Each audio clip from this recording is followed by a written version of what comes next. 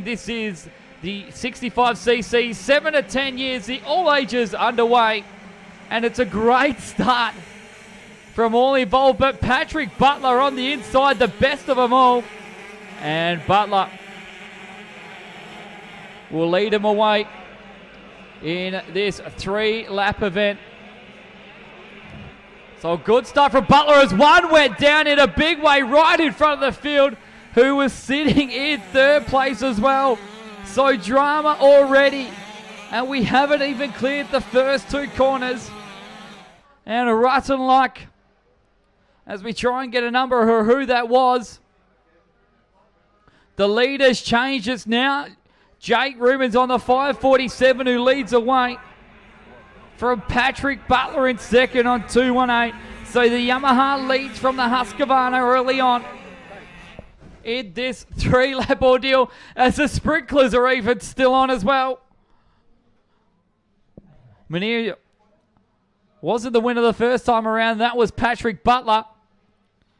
But Jake Rubens on 547, very impressive at the moment. The rider getting underway though, and under a close battle from Patrick Butler, who now looks to the outside, and the whole hog is going to work. No.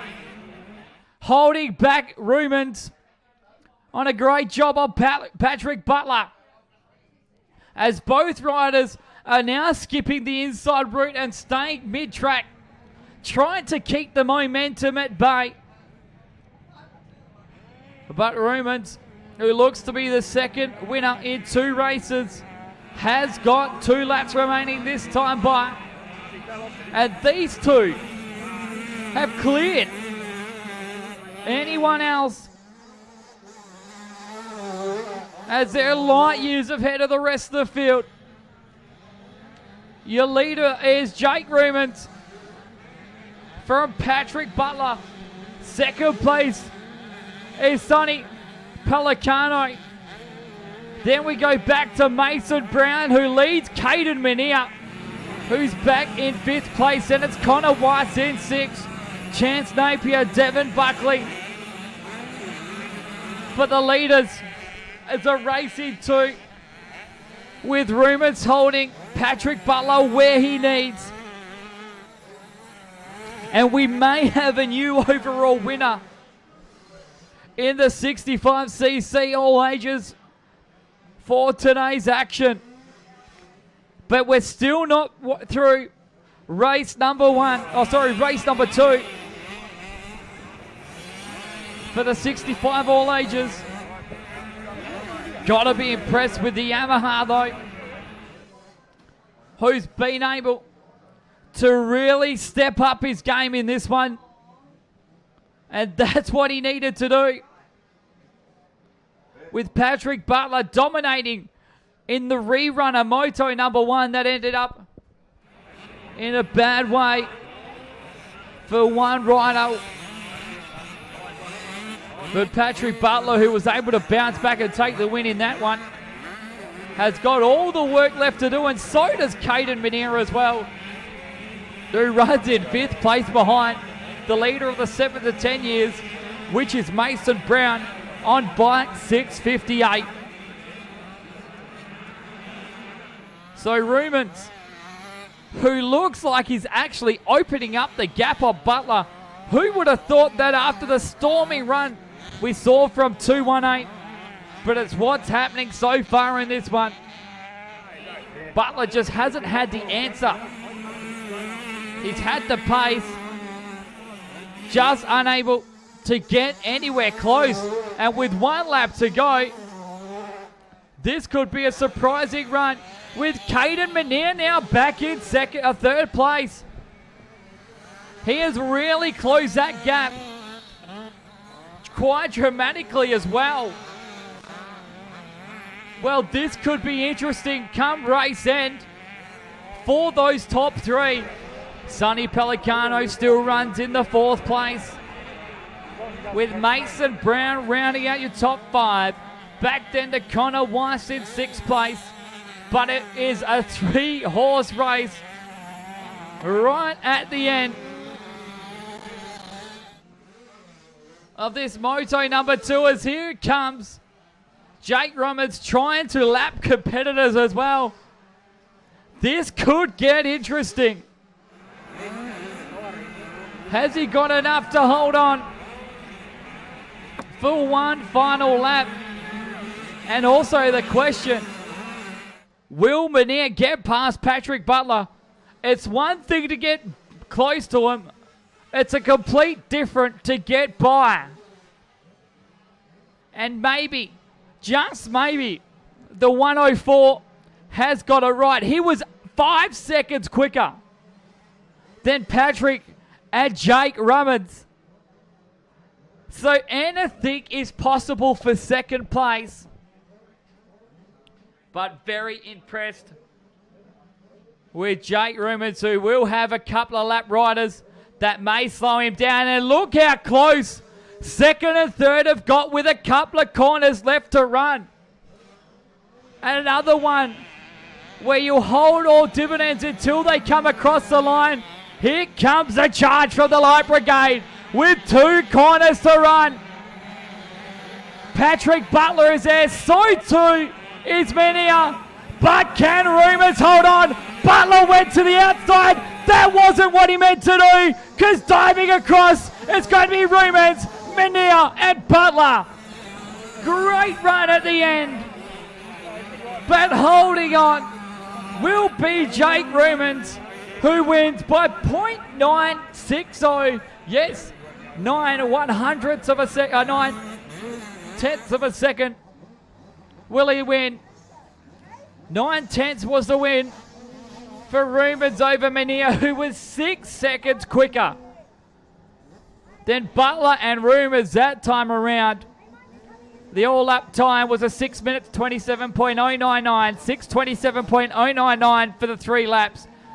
The quickest lap of the race was done by Caden Menier on that last lap with a 2 minute 6.330. And the winning margin, well, it was 0.960, 9/10ths of a second the win for Rummins over Menier and Butler, with Sonny Pelicano coming home in 4th place.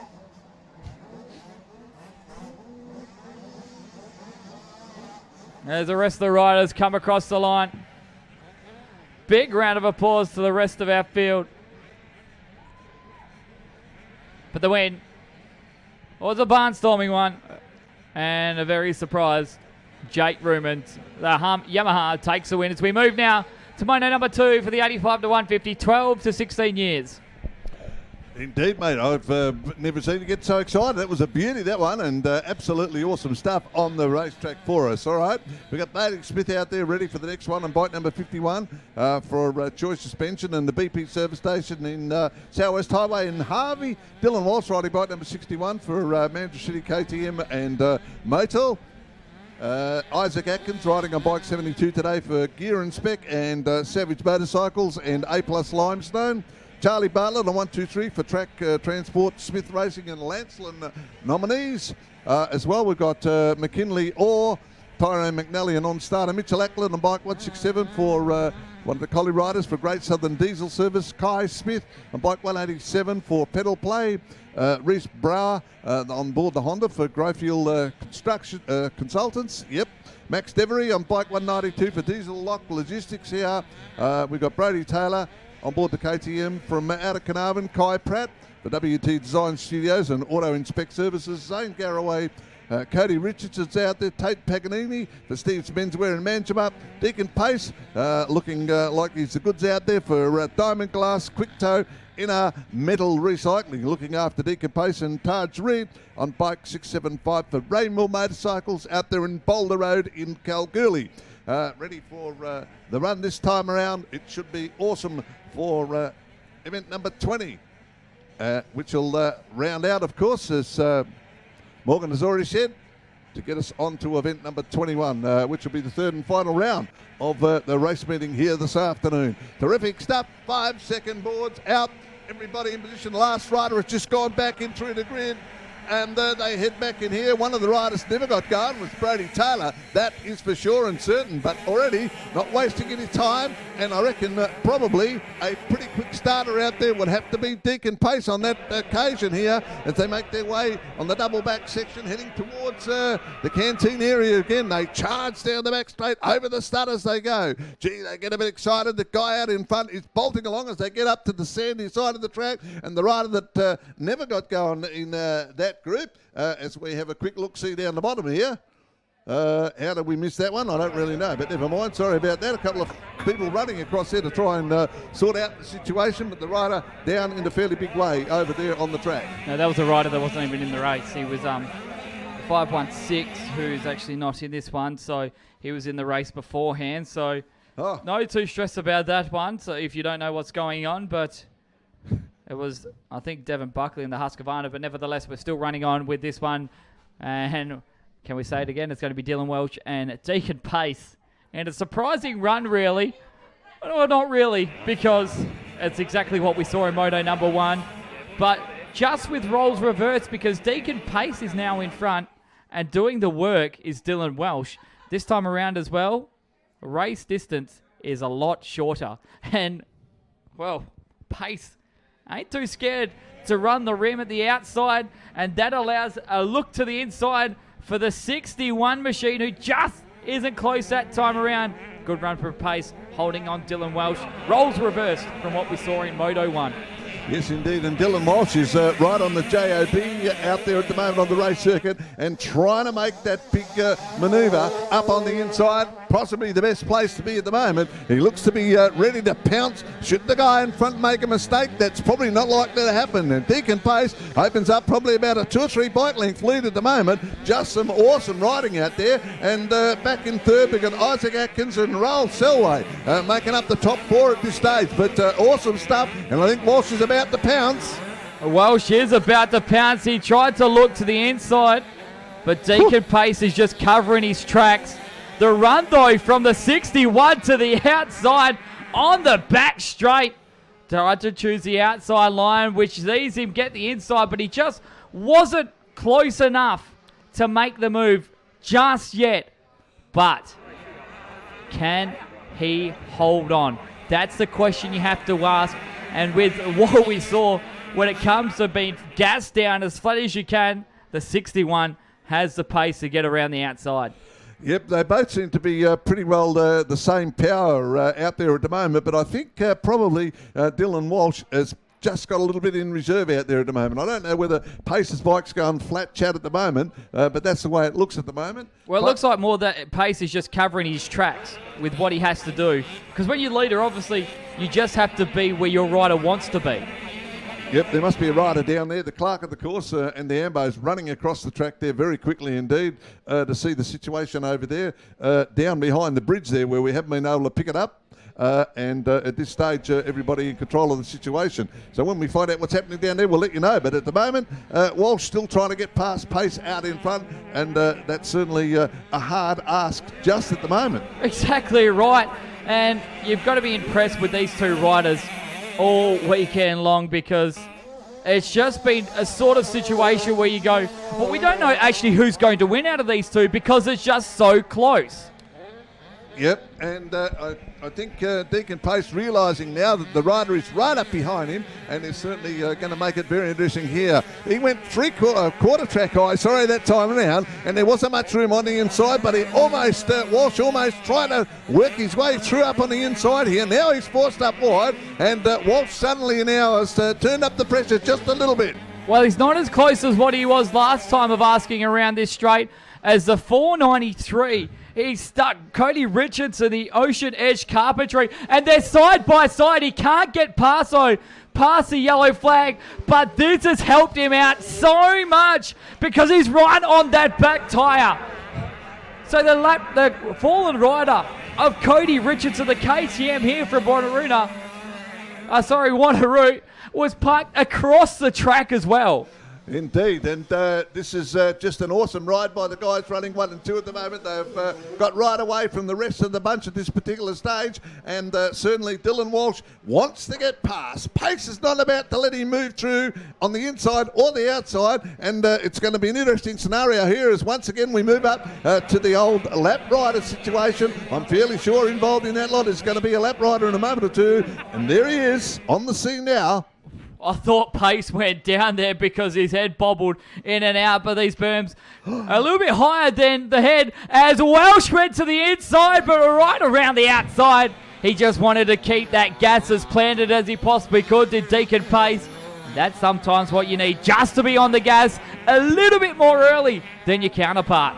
Yes, he laid the cards out there on the table, and Walsh now really has declared his hand and said, I am up here and I'm going to make it real hard with the last bit remaining here. And Walsh, once again, I reckon has got a bit of extra left in there, and he's going to have to apply it soon, otherwise he's going to be in trouble. Well, pretty much Deacon Pace just showed Dylan Welsh his pair of aces, but we have to see what the 61 has just yet for a count of a hand. Pace has been continuously looking behind him, just making sure that he has a close enough gap. But every time we've moved down this back straight, it looks like the 621 has had the upper hand. Yes, indeed, and he can't follow him through. He's got to find a different line each and every time they get up near a corner because that's the only place he can make up the ground. If he follows him through, he might as well give it away right now. He's not about to do that, and he's moved it now to where the 3-bike length lead at the moment as they come underneath the big KTM bridge here, and Walsh still keeping it going very nicely indeed. There wouldn't be many more laps left to go around this track here because the last lap board is out, and it's going to be an interesting finish here to see whether Pace is going to be able to hold him off. I think Walsh might have realised that he's going to take second place in this one, and it's just about over. Exactly right, but I don't think the 61's going to say die just as of yet. But the question is holding is Isaac Atkins. He's sub 17 seconds behind. We forgot to talk about anyone else in this race simply because of how close this one is. Welsh now is stepping. Oh, he's put it to the side. He went to the outside to dive back to the inside, and he shows his hands. It's just a jack high. The aces will win out in the end, and the 621 of Deacon Pace has one corner to go, and he has won an enthralling 85 to 150, 12 to 16 years.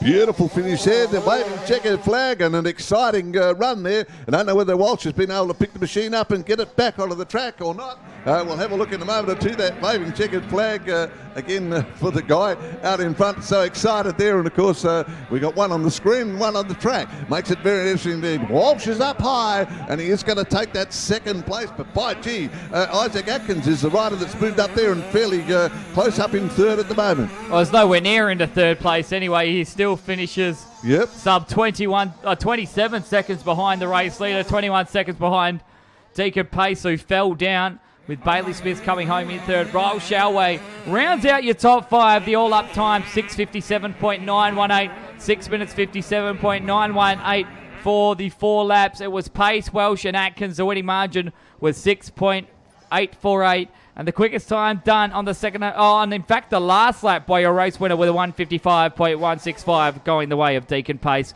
It's Pace, Welsh, Atkins, your top 3.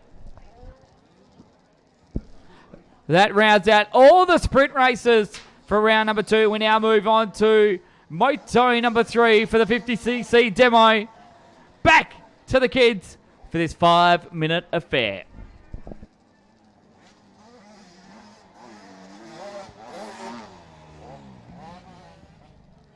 I'd like to say thanks once again too to MWA steward today, Ken Brearley, sitting down below our commentary position today. Clark of the course, Tracy Simpson, as always, in and out on the track and everywhere where it counts, and a good job again today.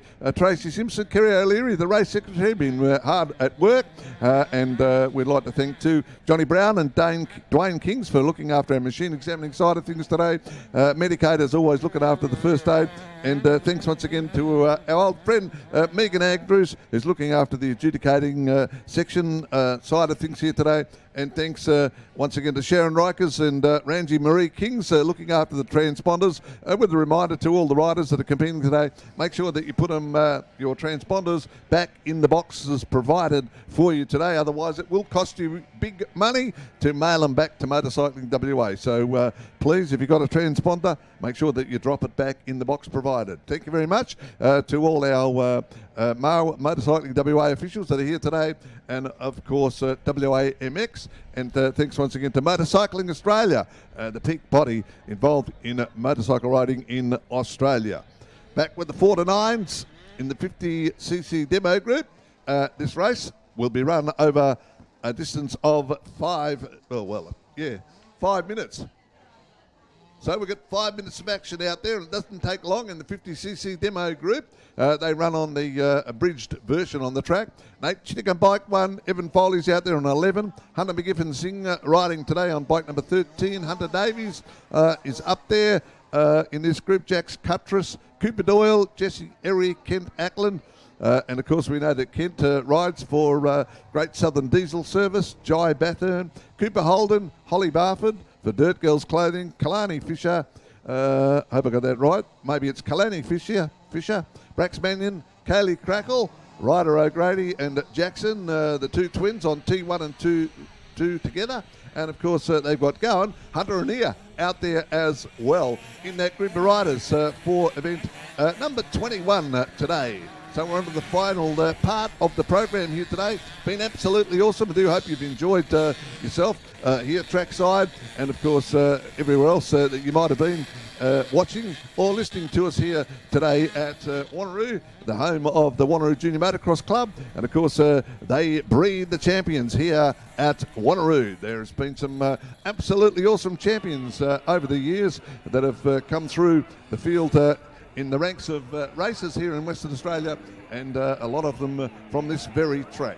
You'll probably say that it's the premier junior racing track here in Western Australia, and you wouldn't be far wrong. And it's a place where we said before, a lot of people have learnt their craft on the racing circuit here.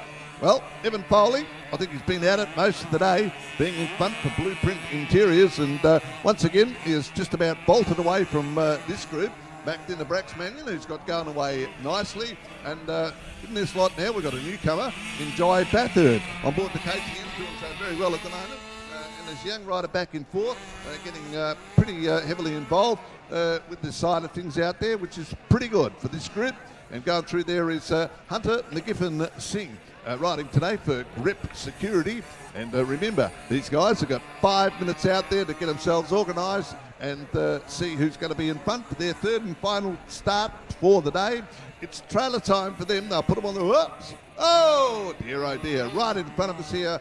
The rider has come down. Holly Barford will be able to pick the bike up and maybe with a bit of assistance get mobile on the track here as Cooper Holden goes flying by. And the young rider, it's a bit of a big ask here. The bike is over a slight embankment up there, and proving to be a bit of a problem out there as T1 goes through. That's Ryder O'Grady, and we're having a look, see whether T2 will come through. Nope, Kaylee Crackle will head him away, and the team, another rider goes down there. I think that's not Kaylee. Oh dear. He said, come on, I'm ready to go. And guess what's happened in the meantime? The race leader's gone through. Evan Foley's gone through, and Megan Andrews getting involved there in the bottom there, picking up the bike for the young rider on the track and saying, are you right? Are you ready to go? Yep. And at this stage, the number has come right up the bike, and we're not too sure who's on board the machine down there at the moment, other than the fact that the rider is about to get going. Which is pretty exciting stuff for us on the track. It might be Hunter and Nia, we're not too sure. Number one's getting very stable on the track. Nate sitting out there, and these guys, I think, another one's gone right on top of the bridge there, and this looks like the place where the riders, if they're going to come off, are going to come off here, and great that we've got so many people able to get on the job and help these riders go through. Hunter McGiff and Singh probably up there with the place getters at the moment. Kalani Fisher's gone through, and yet again the rider was on the bike, and it came down again very quickly just in front of us. So that's where the action is today, and that was young Ken Atlin on the 4 machine for Great Southern Diesel Service. Had got it going, and down again. Gee, unbelievable there. This part of the circuit is proving to be terrible for the guys out there and girls in this group. Cooper Holden has gone down on the Husqvarna, picked it up and said, come on, I'm here to race. And exactly the same thing happened as on this lap as what happened last lap. The race leader went by. So very quickly, I think the race leader is really starting to now make up the ground on everybody else as Jai Bathurst goes through.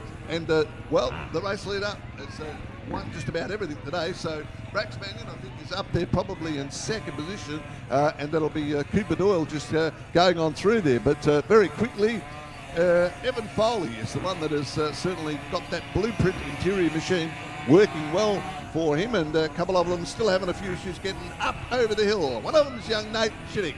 And they're saying to the riders, come on, let's get going over the hill here as Holly Barman goes through. And the number 1 rider has come down. Again, Nate, spending a bit of time on the track, and the team crew haven't got time to race over. They're on the other part of the circuit. So we've got somebody there to help him, get him up, and he's trying to assist by leaning back into it and helping him put the machine back up on its 2 wheels again. So while all this is happening, waving yellow flag in front of the big jump, right in front of the bridge area here, as that's T1 coming through there, and the checkered is out. The checkered flag has come out, and the race leader has gone through. So not too sure how we finish up there, whether Ryder O'Grady was able to get through the race leader. The race leader was certainly clicking the laps by pretty quickly, and I'm not sure how we go there, but never mind. It's either into T1 or bike number 11, Evan Foley. From all riders concerned out there, and they'll head back in now. Kalani Fisher, and probably the 3rd place bike out there would have been Cooper Doyle, just going through there, and Jack's Cuttress. And of course, we sort of got a bit excited up here, which we do, and called it a race when it was in fact a demo. And we must emphasise that all the time. These guys are out there, the guys and girls, the youngsters in this group, 4 to 9, that it is a demo only. So thank you very much. They'll all receive an award today, a participation award, which is absolutely awesome for the riders in the demo group today. I think they all get an award. If they don't, it's the top 4. So thanks once again to all the competitors who made up the riders in the 50cc demo group here today at the Wanneroo Junior Motocross Club, home of the track championship for today, round number 5 of the Make Smoking State Junior Motocross Series. Couple more to go through there. Holly Barford. We'll give you the starters and riders for event number 22 very quickly, because we are at the stage where things are moving through very smoothly. This is the 85 to 150cc 9 to 12 year bracket, and in this group we've got Caden Mania riding on bike 104. We've got Lara O'Leary on 106, Sonny Pelicano on 111, Luca Romano's out there for Fence Direct on 122, Ella Foley running today for Blueprint Interiors. Tyson Silvestro on board the Husqvarna, Taj Moore riding on 165 today for West Coast Motorcycles, and Owens for Scrap. Connor Weiss on bike 188, Nate Graham running the Husqvarna for West Coast Motorcycles. We've got Ricky Skalecki riding today for NBC Northern Suburbs Towing. Patrick Butler today running today the Husqvarna for Bunbury City Motorcycles, and Jane S. Labour and Machinery. 5-second board is up. CJ Sheehan, Upperton and Charlie Waitman make up the field here. The rider that never got going away at all would have been CJ Sheehan out there. He missed the start completely. Other than that, what an awesome start from the riders as Swedes go through, and the last of the little 50 demo riders has made his way back in. Of course, that was Ken Atlin on bike number 4. What an awesome start already in the single file format for these riders out there in the 85 to 150 CCCs, whatever they got out there. And once again, mate, I bring you back at the time where you know who is in front without even having a look at the screen. Oh, we don't even have to look at it at the moment, but it's definitely Caterman here. This one as well, we're going sprint format for round number 3 as well. So just a word to advise to all the riders in round number 3, it is all sprint. So this one is over the 4 laps. And he's cleared away already, hasn't he? That's a massive lead. Well, I don't even know why we even bother when it comes to these sort of situations. But lucky enough, we've had some insane battles for second place, and it's happening again. Yeah, Mania just seems to do it and do it so very well, and it's just a pleasure to watch this guy race. But I guess the action is after first place and back into second, mate, again as always. Exactly right. And he's gone down. Oh. He lost the front. He tried to give it the old wiggle, and he will pick it up. That looks like, in fact, it'll be the 407 of Kai McGinty, who was running in second. So rotten luck for McGinty. He's had such an awesome day. And with it being so close as, Patrick Butler's gone down as well. They're dropping like flies. And these are the top of the ladder when it comes to being on top today. And this is just so much easier for Caterman here. He'd be probably hoping it happened in the 65cc because he hasn't had the best of runs of the 65cc. But the 85 to 150... he's charged away. Mania leads it comfortably from Sonny Pellicano, and right behind him, it's a great run from Bike 165. Indeed, Pellicano on the job once again here, but certainly Mania's shown everybody what it's all about, mate. Who have you got else? It's Taj Moore, the rider who's running in third place at the moment, with Pellicano in second place. So entertaining to say the least between these two. As Moore on the Husqvarna tries and looks to the inside of Pellicano. Yeah, go on, mate. I was having a look at that while you try and get that going. I was looking at something else here on the program to find out what we were up to. And I do apologise for that. There you go. Clark of the course walking across the track here to make some alterations to get herself in a better vantage position where she's able to monitor the situation on the racing track at this stage. And certainly Mania is bursting away from the rest of the group out there, which is what we would expect. And we can say that quite confidently from up here in the PA box. But those people that may not have seen Mania in action before, certainly you've come to the right place to watch Mania in action on the raceway. The action is on between Sonny Pellicano and Taj Moore once again on the track, mate. It's getting to be real thick about there at the moment. Oh, you should have saw that from a mile away because he got to the inside. He moved to the inside and he'll take over second place. Taj Moore with the ride of Moto number 3 for this one, and almost tried to get on the inside and coughed it in a little bit of a situation, as it's actually been changed now to minutes. It was actually going to the sprint format. That's what we had on our screen, so we do apologise about that. We are all going back to the minutes, so back to the 10 plus 1 lap. We do apologise by that. We were just going to what we saw on the screen. So for this one, it's not going to be 2 laps down and 2 to go. In fact, we've still got 5.5 minutes to run in this final race for the 85 to 150, 9 to 12. The eyes on this second place battle between Taj Moore, who almost lost the front again, over Sonny Pellicano. Yes, indeed, and I told you before about the Clark on the course coming across the track. That would have been to tell everybody in the box exactly what was going on in terms of our slight error before. Yeah, so we do apologise about that, but still we continue on with this race. Mania with a 12-second advantage over Taj Moore already. Exciting stuff here. That is absolutely unbelievable on this racing circuit, but never mind. Knowing that the calibre and the class of the rider out in front, we've come to expect that, and that's just good stuff. And so quickly into this race, and so many seconds in front is unbelievable. So Patrick Butler went down as well. He's back into position number 6 on 218.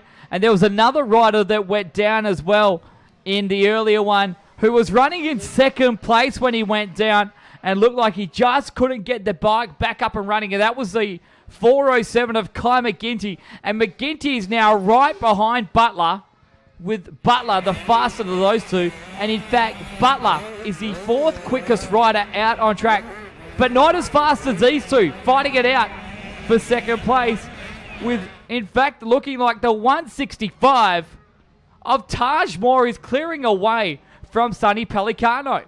Well, he always starts his races, Pellicano, with a good start, and this time he's finished up back in 3rd position here. And always a pretty handy competitor is Taj Moore. As past our contribution, the race leader goes burning by, absolutely charging around this racetrack. That is absolutely back-breaking speed out there at the moment from the race leader, and we can see and wait a moment or two for the second place bike to come through there very quickly. Of course, that'll be Taj Moore with a brilliant run through there, and not that far off the pace is Pellicano, who is hooking around this track very nicely indeed at the moment.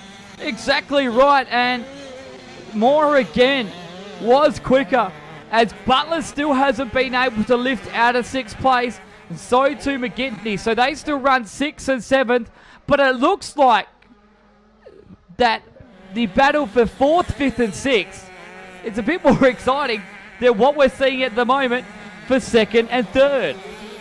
Because Jack Backer, wow, running in 4th place at the moment ahead of Charlie Whiteman, and the man that's trying to charge through the field of Patrick Butler, as looking to the inside and may even get that position. He will. Great move from Charlie Whiteman, who now is in position number 4. As this is what we're looking at right now. That's 4th, 5th and 6th of Backer Whiteman, who's now into 4th place. And right behind them is Patrick Butler. So Patrick Butler, who's making all the work again, trying to claw through the field, gaining those valuable points back that he needed after coming down, because it's still close between him and our race leader, Caden Manier, when it comes to the point situation. But every position that he loses after coming off is vital. Clerk of the course has requested bike rider 61 and your parent or representative to make your way up to the control tower here where we're commentating from. Bike 61 and your parent and or representative, please make your way up here right now. So Backer is almost under attack now from Butler. So the two Bs will fight it out for the last spot inside the top 5. And Butler looked to the inside. Just sadly couldn't get the bike rotated enough that he wanted to. Great run from 411 to be holding off such a caliber of riders that he has in this one. Your leader, though, passed the judge with a 25-second lead, Caden Manier. Can I ask you this question? Where has Jack Backer been all day? That's what I'm saying. It's a ride of the day for himself, as he's actually ahead of some of the heavy hitters. Butler, though, looks to the outside. Backer's done the bad mistake and hit the brake going over the jump. So he may have just tried to leeway, and he will lose 2 positions in the process, because all 2 was Butler going through, but so too was Jake Rumans. So maybe just getting on the brake and letting him by was not what he needed, because instead of losing the 1 position, he's gone by 2. And sadly, coming through the field as well is Connor Weiss. So when you got the riders such as Weiss and the others right behind you, you want to be giving it 110% and not be a little bit too timid. No, and that's probably what might have happened on that particular occasion, because they just let that guy go through there, and that is just unbelievable stuff here. That break the race leader has got at the moment, there's a few of them on lap number 4, and there's still a few of them on lap number 3. So interesting stuff happening out there on the racetrack at the moment, but certainly Manier, and what is the difference between Taj Moore now and Sonny Pellicano? Well, Taj Moore and Sonny Pellicano, it's a 1.6 second gap between those two, so it's opened up just a little bit, but he's still trying to hold in there, but he has 1.5 laps left to go, because your race leader is coming very closely past the judge, and we've gone over the 10-minute call for race number 3. So here he comes with only 1 quarter to go of this second lap, or second to last lap. In fact, maybe just a bit more, as I did misgauge where he actually was on the track. He's actually light years ahead of anyone else, and be lucky enough to get one extra lap in. He's going that quick out there that he doesn't look comfortable, the race leader out there. But it's just, I think, the sheer speed of that bike getting around the circuit here on the final lap here, and he doesn't have much further to go. Well, that's what I get for trying to commentate through a computer screen and not out what was happening. My laps actually went and died on me, but Caden Mania has gone past with 1 more lap left to run ahead of Tajmore and Sunny Pelicano. Charlie Whiteman back into 4th. And rounding out your top 5, you have to say for Whiteman, it's been a great run. Absolutely awesome stuff here, and one of the riders just going through there is Lara O'Leary for NR Metal Recycling today, one of our major sponsors, and good to have the O'Leary family involved in motocross racing here in WA. That last lap board up now for all the riders to go through, and one of the others to charge on around the track in that group was Jake Hosking, who was pretty quick on the uptake. And the other one out there, of course, was Jacob Staley, just getting involved in a pretty big way out in the middle there. The last lap board up, and it'll not be too long before our man comes around here and greets the checkered flag for what will be the final event of the day for this group out there, the 85 to 159, the 12-year age bracket. A bit further to go for some of them out there in this one. Nate Graham goes through there with a bit of work to do, but the checkered comes out with an awesome ride. Big finish there. Caden Mania scooted across the line there with a big finish. Ricky Skalecki a lap down in that group. Back a little further to some of the others as we wait for the second place to come through there.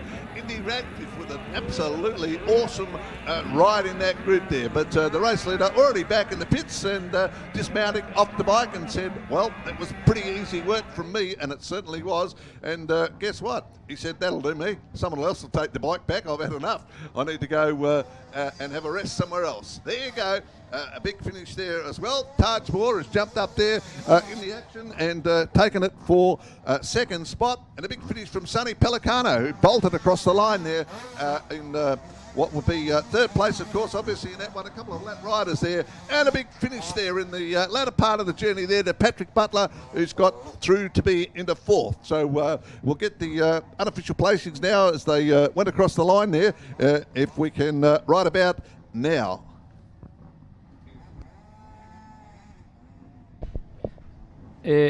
Exactly right. It'll be Mania who'll take the win.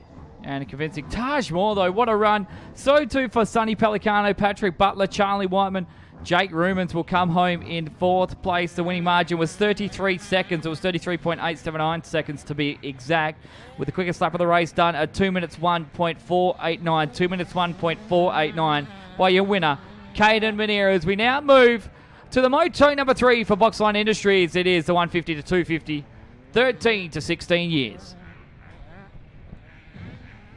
Yes, indeed. Thanks once again to Boxline Industries for bike number 27, Leo Atkinson on board the KTM for Trackline and Wet Sounds. We've got Hayden Hills out there on board the Yamaha from Collie on bike number 29, Cody Chittick riding today for Just One, Yarmaloom and Strickland Race Development.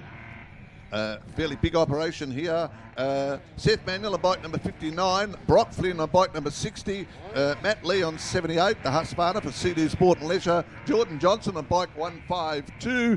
The other riders in this one, Connor Hughes on bike 196, Evan Brown on 212. Then we've got Jay White on the Yamaha, Will Rush.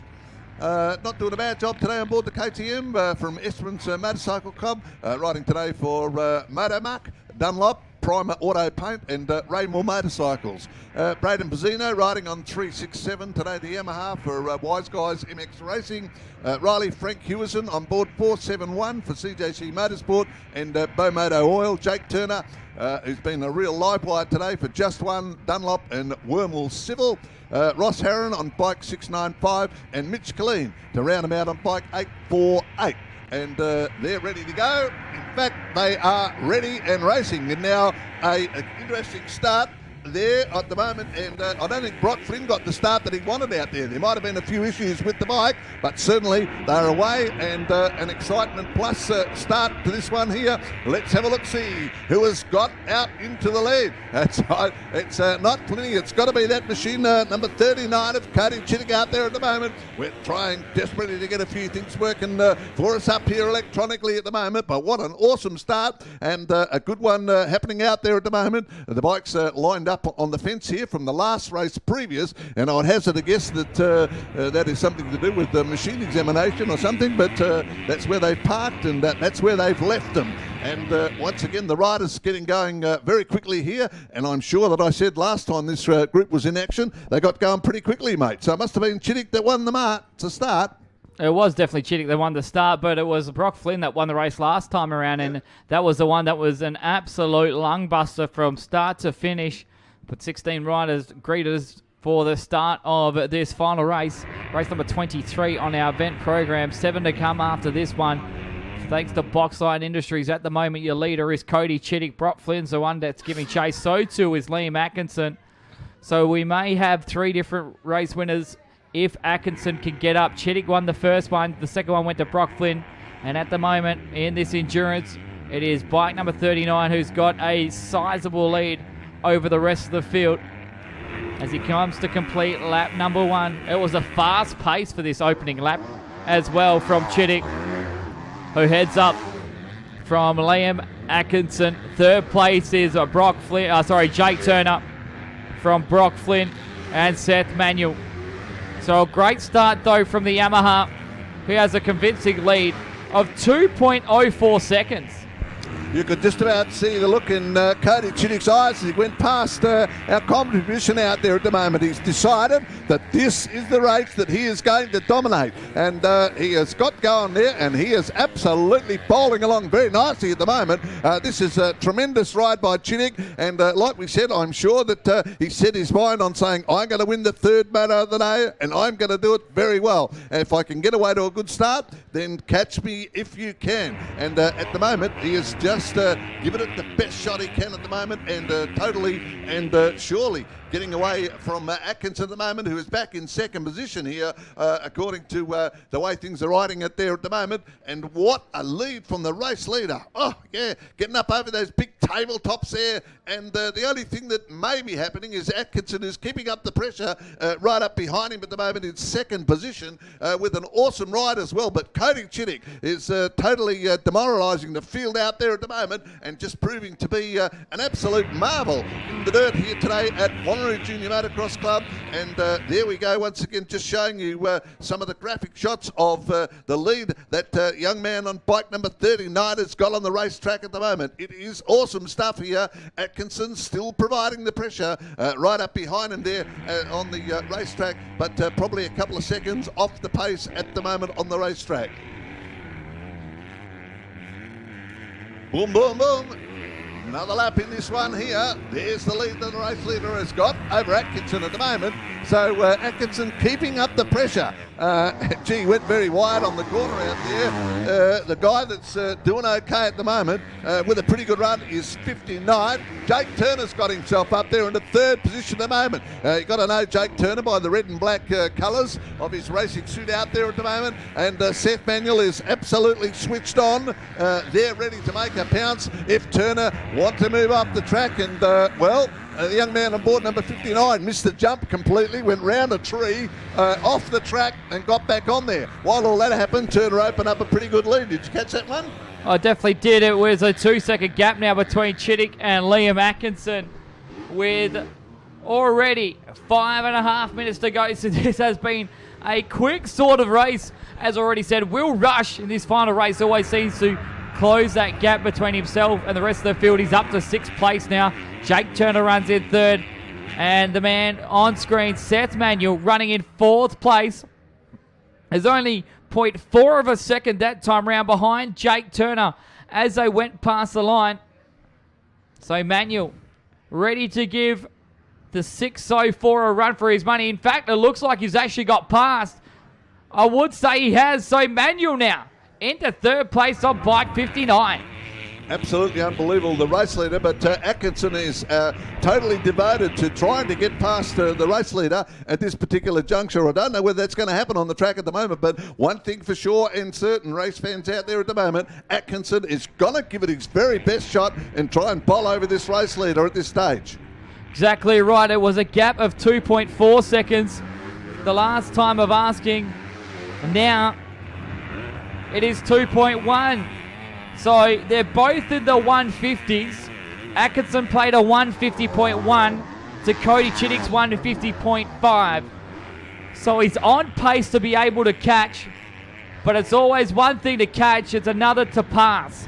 As Seth Manuel now runs in third place ahead of Jake Turner. Will Rush is in a fifth as they put a lap down on bike 281 of Jay White. So problems for White, who's having a horrible run here today at Wanneroo. But Manuel probably kicking his heels. He's been able to get past Jake Turner. I think the action's going to happen between Turner and Manuel. They're going to be the ones that are going to provide the last couple of laps with plenty of excitement for us here up in the tower. And it'll be interesting to see whether Manuel is able to make any further moves forward. And I think he's got to watch out for the guy right behind him at the moment. That's another thing I'm going to put a water on your fire about, because Seth Manuel was a 153.6 who actually got past Jake Turner on that lap with a 156.3, so he was some 3 seconds quicker, and you can already see the gap that he's opened up. But the gap between these two is shrinking. We can set a fire on these two. Chittick running the bottom, just trying to hold all of his cards close to his hand, knowing he's got a comfortable margin and he has to do everything to the tick of the book, and Liam Atkinson won't be able to find a way through. Chittick leads from Atkinson as they'll come across the line, this time by with 2 minutes and 50 seconds remaining. Yes, indeed, and as always at motocross meetings, you've got to be careful what you say, but one of the guys that's doing pretty well in this race took a bit of a shortcut across the track there, and I don't know what will happen towards the end of the race with that one there, but and what's in the rule book about that, but never mind, that's the way it's going, and things could be changing anywhere on the track at the moment anyway. Well, it's changing up front because Cody Chittick retaliated with a 150.3. Atkinson got in the 149 bracket, and it's almost under a second. 1.3 between these two right now. You would know that Chittick got given the old hurry up by his team, but is it enough to hold on? They will have 2 more laps after this one, with 1 minute and 57 seconds remaining in this final moto. Seth Manuel still runs in third place ahead of Jake Turner, who's opened up the gap to now 2.7 seconds. Then it's Will Rush, Edmund Brown, Brock Flynn back in 7th place from Jordan Johnson, Ross Harrison. Ross Harron. And rounding out your top 10 is Mitch Killeen on bike 848. But can Chittick hold on? He was able to take the lead in the opening race after Atkinson went down. He finished second in race number 2. And this one, he has led from the onset and is looking to go the whole way with the overall today. So I don't know how much left that Atkinson's got in the body and on the bike out there at the moment. He's got a little bit of work to do to make up the leeway between himself and the race leader at this moment, but he is pushing that bike to its absolute extremity at the moment, and they go bowling on by past our contribution here, absolutely tearing around the racetrack at the moment, and they once again catch up to the lap riders, which has been happening all day here at Wanneroo Junior Club today, and the race leader, well, I reckon it's down to about 1.5 seconds at the moment, right in front of us, mate. It's close. 1.1 between the two of them. Atkinson still continues to lap quicker, but can't just close enough to lay an attack. There's another rider who is about to go a lap down. That will be Riley Frankenstein on bike 471. So the Yamaha the next to go a lap down. That is 12th place now, who is behind the race leaders, as another one will go. And I think that was Hayden Hills on bike number 29. So they're able to drive straight through these lap riders. And to be honest, the lap riders are playing more havoc to Liam Atkinson than what they are Cody Chittick.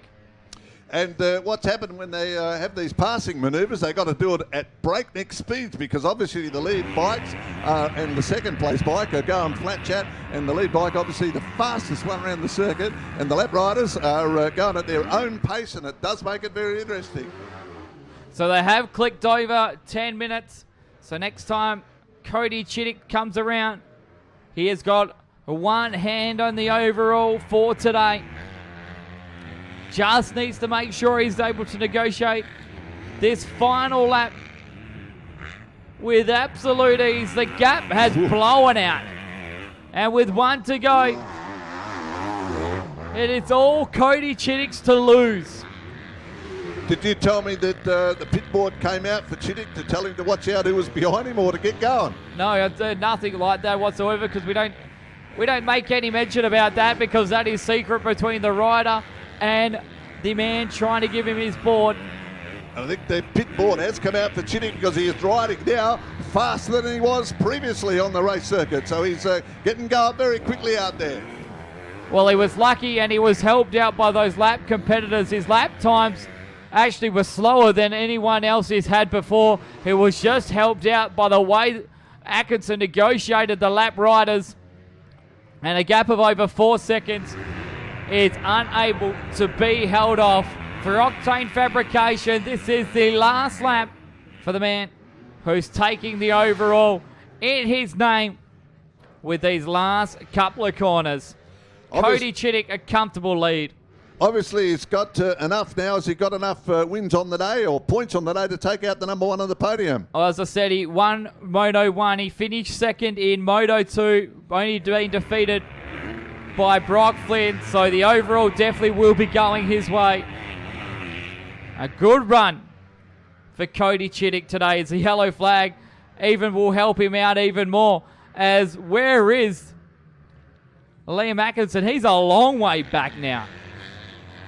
There's a rider come down. I certainly hope it's not Atkinson at the moment, but can we pick that up on the screen anywhere? I can't see him anywhere. No, definitely not, but it wasn't him. We were seen in the back section of the camera screen.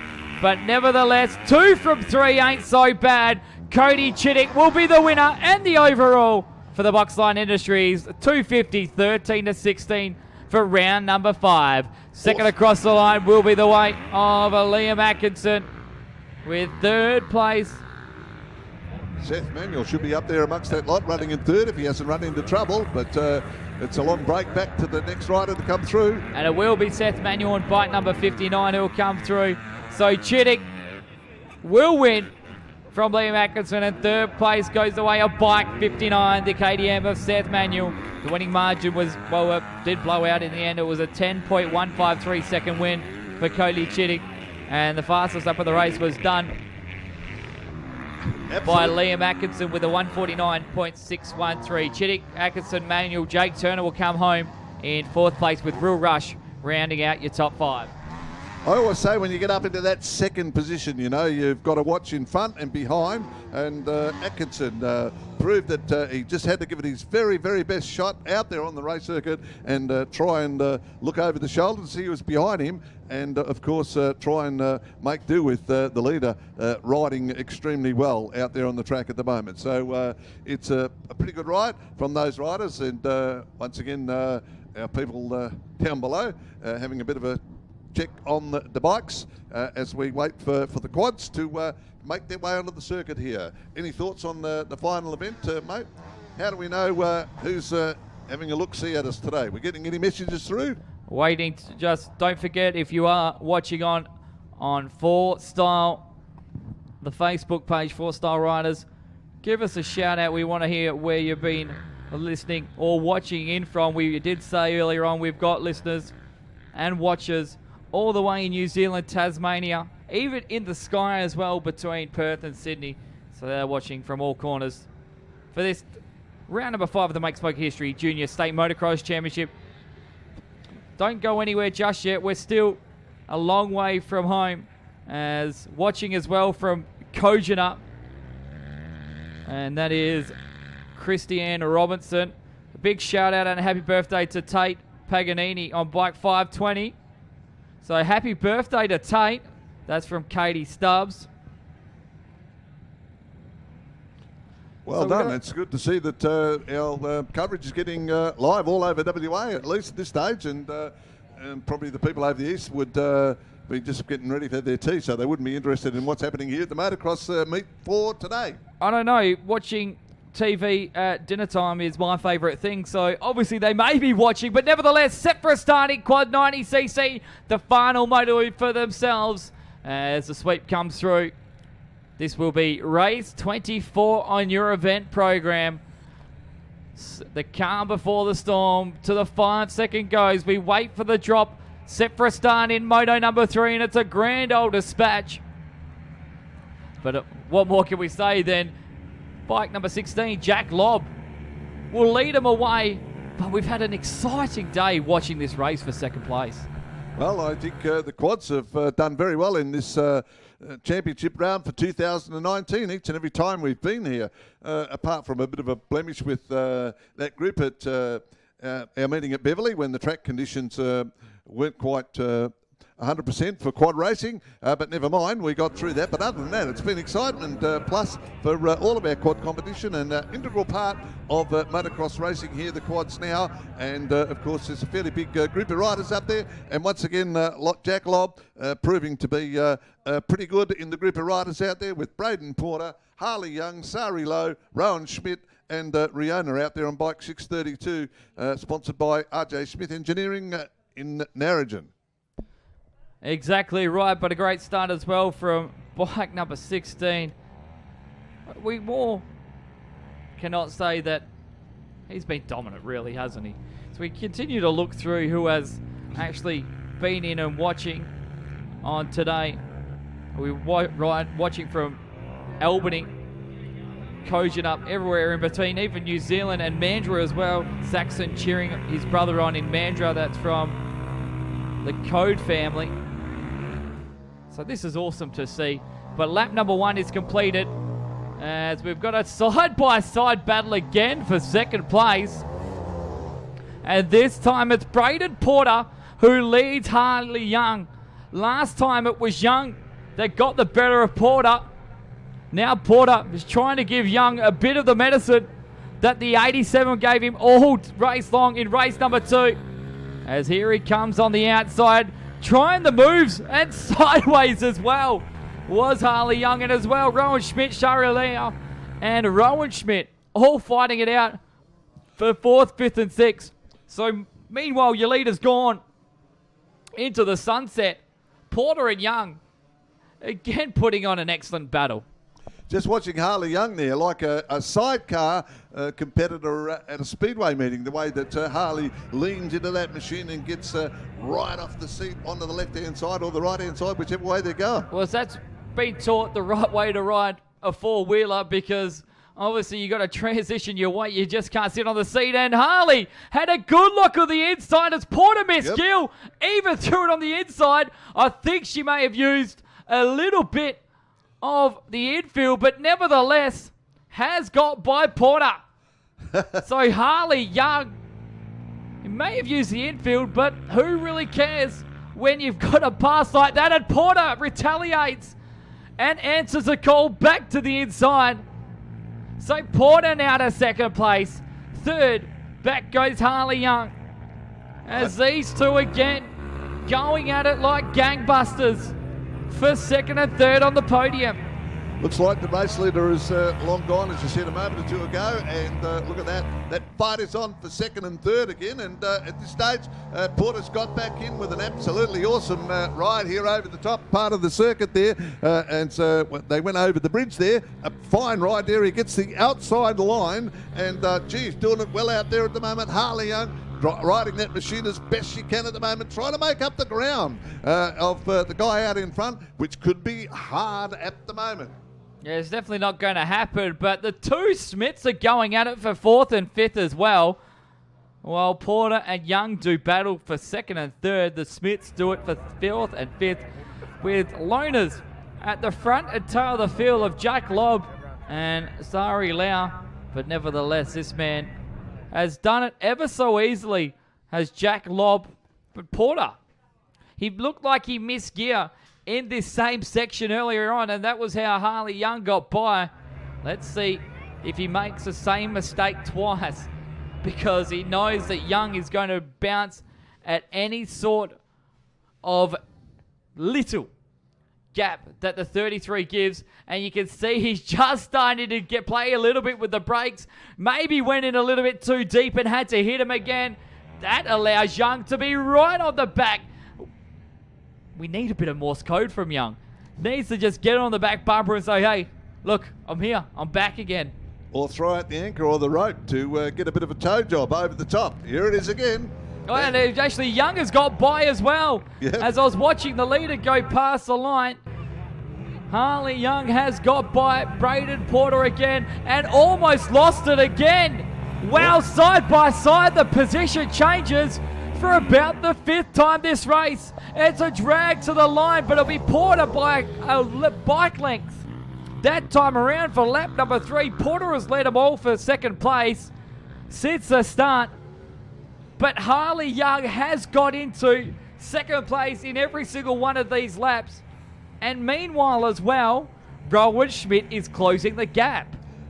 Well, that's interesting. I wasn't watching that. I've been watching the dice for 2nd and 3rd at the moment. And Harley, again, continuing to ride as hard as he possibly can at the moment, trying to move past Porter and saying, get out of the way. I want to go through there. And Porter says, no way, Jose. The track conditions have changed somewhat since these riders were on the track. And I think the reason that Porter got by a little while ago was that the rider back in 3rd may have got bogged down. Well, there is a situation where Porter is slower than Young in a situation in a section of this track, and there's a vice opposite in another section for Porter up against Young. Like this one, this is where Young has been quicker than Porter, and it shows how quickly they're able to close the gap, and Young is right again back on those rear tyres of the 33 machine. There'll be 2 laps to go this time by, because past the judge will go with 20 seconds remaining of this final moto for the quads. But we have forgotten all about Lobb, as we have ordered all eyes on this 2nd place race. Yep, not much further to go, and look at this now. The distance is probably the greatest that they've been apart for a while on the circuit at the moment. Porter certainly doing it very well. He's a rider from the QRWA and sponsored by West Coast Motorcycle, putting in a good run around this track at the moment. And by gee, I think the young girl on the machine behind there having a few issues trying to get that machine working a bit better for her on the track. She was handling it well before, moving the body from side to side, and I guess she's got to get back into that swing side from side to side action on the track. Exactly right, but it's been a wholehearted 3 for 3 for bike number 16. It really hasn't had to worry about anyone all day long, has Jack Lobb, and he'll be very happy with his performance today, and so too will his family, as the 4-wheeled machine will have 1 lap to go next time around. He's actually even taken the goggles off. I don't think he's even needed them. He's even just cruising with the one hand on the bars, just thinking, nah, I've got this comfortably. This is like what has not been comfortable between these two. It's been right at it all race long. And Porter may finally have got this section all sorted and not allow Harley Young to even close the gap. Yep, and I think Harley Young trying as hard as possibly can to make those manoeuvres through. Race leader goes scooting on by, and I noticed a little while ago one of the riders out there, either their back, something off the machine has broken, or their battery sprain has come adrift. So it'll be interesting to see how our officials have a look at that when the rider goes past. I hope there is no issues out there at this stage. And what a ride here from Braden Porter for Variety WA, doing very well for the Hadrill Plant Services machine. And I would say that Hadrill Plant Services means that Harley Young could be a rider from out of the goldfields as she tries to launch forward. This is close now. Yeah, but the goggles are off. There's no stress for our leader, who's just had a Sunday ride all day long and will be looking to be crowned with the overall, and very soon, with one more round left to go, you'll be surely his hot favourite for the Quad 90cc State Championship for 2019. Jack Lobb with only 2 corners to go now, and he'll be crowned the overall for round number 5. He certainly mastered this track very well today, along with everybody else. He's tried hard, but all the others have tried hard, but not as hard as our race leader. Well, I would say they've all tried so hard, but there's one rider that has just stuck on top of the tree all day long with the ability to ride just a little bit harder than anyone else. But the Octane Fabrication last lap will now change to the checkered flag. The winner, Jack Lobb, who goes 3 from 3 today. Beautiful riding again from the rider of machine number 16 on the track, and I'll let Morgan tell us about the time differentiation between first and second. Big word, won't use that one again today, and they're coming around into view now. Well, it's going to be large to say the least, but second place of Braden Porter has able to just clearly just edge out Harley Young, as it looked like Porter started to just slow down on that last corner and just be a little bit happy that he took the second place ahead of Young, with third place going the way of Young. Fourth will be Rowan Schmidt on the 262, and it should be Riona Schmidt and Sari Lau to round out her field for the Quad 90cc Moto number 3. The 3 wins going to Jack Lobb. He won that one by an all-up time of 25.829 seconds, with the quickest lap of the race done by Jack Lobb with a 1 minute 40.287. Lobb, Porter, Young, your top 3 as we move on to Moto number 3, race 25 on your event program. It will be the 50cc auto, 7 to 9. It will be 7 minutes plus a 1 lap. So interesting to see how these 50 autos go around here for that time limit. The autos do it very well on the dirt here, and particularly at this racing circuit here. The man saying we're nearly ready to go. He has told the crew to move out of the way. The sweeper's gone by, and he's going to go green here, the 15-second board up, as our man down the bottom there moves out of the way. Deegan Fort, Noah Thomas, Ryder Boland, Sol Pelicano, Brax Johnson out there with Albie Reeve, Van Haberly, Ollie Burkett, Sonny Fyford, Mason Brown, and Lily Hunt. Round them out there as they go very quickly. I'm not sure what happened there. The clock stopped, started buzzing when it got down to 5 seconds. Anyway, the gates flew open, and they got away to a beautiful start here. Interesting to see now whether Sol Pelicano can get into the lead here. Deegan Fort, Pelicano, they all got away to a great start out there. And of course, Mason Brown, he's riding that Cobra today for Fluid Finance. Bolt Eyewear will be the one to watch out for. And very quickly, the race leader has obviously got his eyes set on making it 3 in a row, and perhaps taking out the podium finish for this group, the 50cc auto, 7 to 9 year age bracket. And as we said before, this is event 25, and having a bit of a quick look down there, as Morgan said a moment ago, 7 minutes plus 1 lap, a fairly lengthy time for these autos to be out on the track, but they're certainly used to it, and they just relish the racing conditions here at Wanneroo Junior Motocross Club here, once again, as they get more heavily involved in the running of this meet the young riders out there.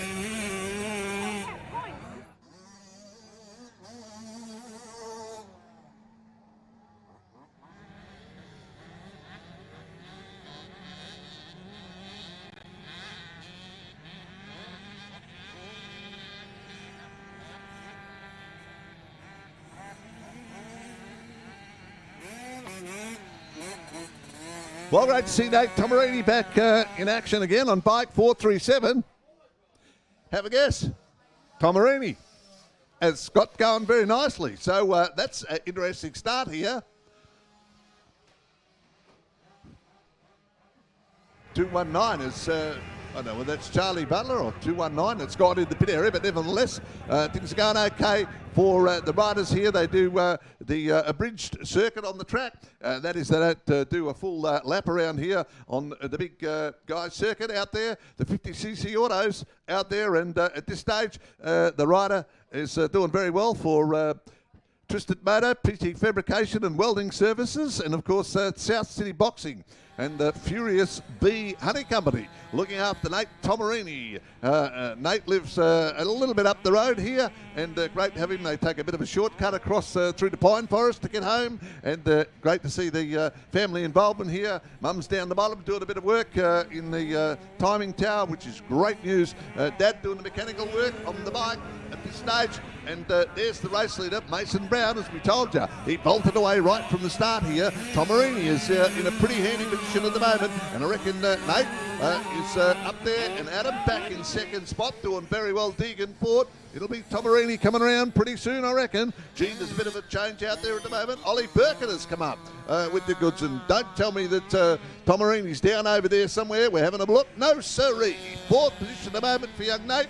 And pushing along very nicely out there. So a couple of changes in the way things have been happening on the race circuit today, and that is good stuff for the 50cc autos, as we see one rider over there who's been able to get the machine mobile on the racetrack, zooming on by with a pretty good run there. Brax Johnson back a little bit further in the place getters in this one. It's Sonny Pfeiffer, and of course one more to go through there. Will in fact be Albie Reed, and back a bit further Thomas. No, it's not. It's Ryder Boland. Back to Sol Pelicano. All the big gaggle of bikes all going through there at the moment with a bit of work to do. Noah Thomas out there with the red racing helmet on at the moment as we wait now to see whether our race leader is going to come around in a moment or two. Lily Hunt goes by for Dirt Girls Clothing, and of course as we said before, Mason Brown on the Cobra has been absolutely outstanding in this group of riders today here on the track, and certainly no doubting the rider's ability to keep it going nicely as he charges on past the smoke-free event sign right in front of us here at Wanneroo today. Beautiful riding on the part of the young rider out in front, Mason Brown. Maximum age for this group is 9 years, and certainly there's some youngsters out there, and I'm sure there's a couple of riders getting close to 9 years of age out there in that group. Deegan Ford having a great tussle out there. Gee, there's not much in the action for second and third at the moment, with it all happening out there. As we said before, Deegan Ford in second, Ollie Burkett back in third, and Nate Tomarini doing very well out there back in the fourth placing in this journey at the moment.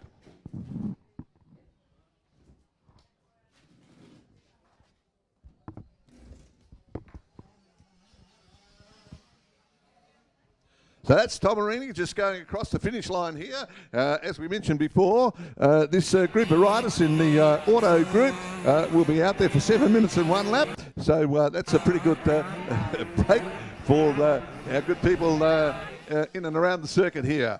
Sneaking on by there, Albie Reeve with an absolutely flawless riding display, but certainly not in the lead situation at the moment. Timer out to 5 minutes 26, so they've got a bit of time to do. 7 minutes and 1 lap on the race circuit at the moment, and so we're well over 3/4 of the way through this one, and getting some action shots there of Ollie Burkett going through there, and he's absolutely fired up as well, young Ollie on the racetrack here.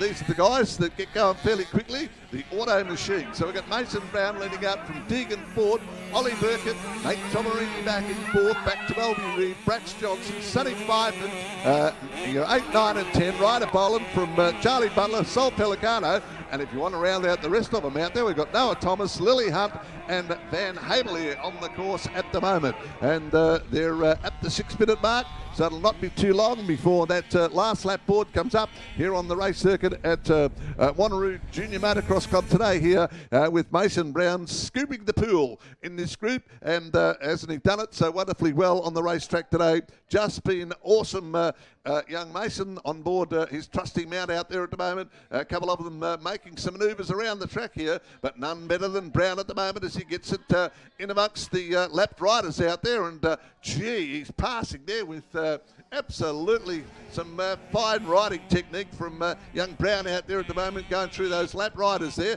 Just makes it all the more interesting indeed for the podium finish for this young rider up there as he gets past yet another rider out there, and that's Sonny Byford. So Sonny was sitting back at about 7th position, so he's certainly getting going there. Some of the pit crew hanging over the fence there, saying to the young leader out there, well, keep it going. Mason Brown is pretty excited here. He's on the last lap now of this journey, and it will not be too long before he gets home with yet another victory in the 50 Auto CC out there on the track at the moment. He goes past a couple of the riders there who are not stationary, but they got a bit of the wobble up when the race leader rolled on by, absolutely on fire. Very quickly looking now for the remaining riders to come through, but our eyes are all on the race leader now with just over half a lap left to go here. Deegan Fort running in second at this stage and doing very well on the 102 machine out there for 5th Street Hand and Wear and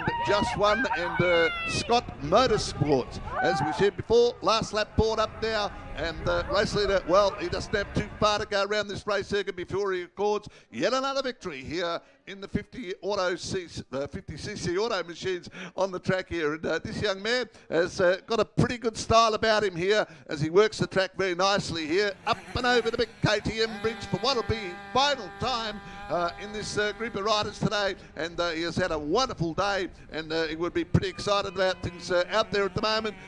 He's not rushing things there on the last lap, just taking it steady, and likes to be very comfortable there with a victory on the racetrack. He comes around the final turn for the final time, up and over the big bridge tabletop there for the final time for our race leader and winner, Mason Brown, with an absolutely awesome ride. Congratulations, Mason, taken out today unofficially in the 50cc autos with an absolutely awesome ride out there, and he certainly got it well out there. A couple of the other riders a little down. Albie Reed is one of the riders that will be down one lap in that journey here, but all riders will head back into the pit area now. Just waiting for Deegan Fort to come through, and Deegan, I think, might be placed back in 2nd position at the moment. A few of the riders going through there. Deegan has just gone through with the 2nd placing, and she has followed through, or Deegan's followed through by Ollie Burkett on bike 610 out there in 3rd, and once again I've lost young Nate. Nate Tomarini is in 4th, 5th, 6th and 7th have gone through. Those places go to Albie Reed, Brax Johnson and Sonny Byford. But a fine win there to Mason Brown today in the event number 25 for the 50cc autos, 7 to 9 year age bracket, and once again comfortable victory on the race circuit for the race winner. Well done, Mason.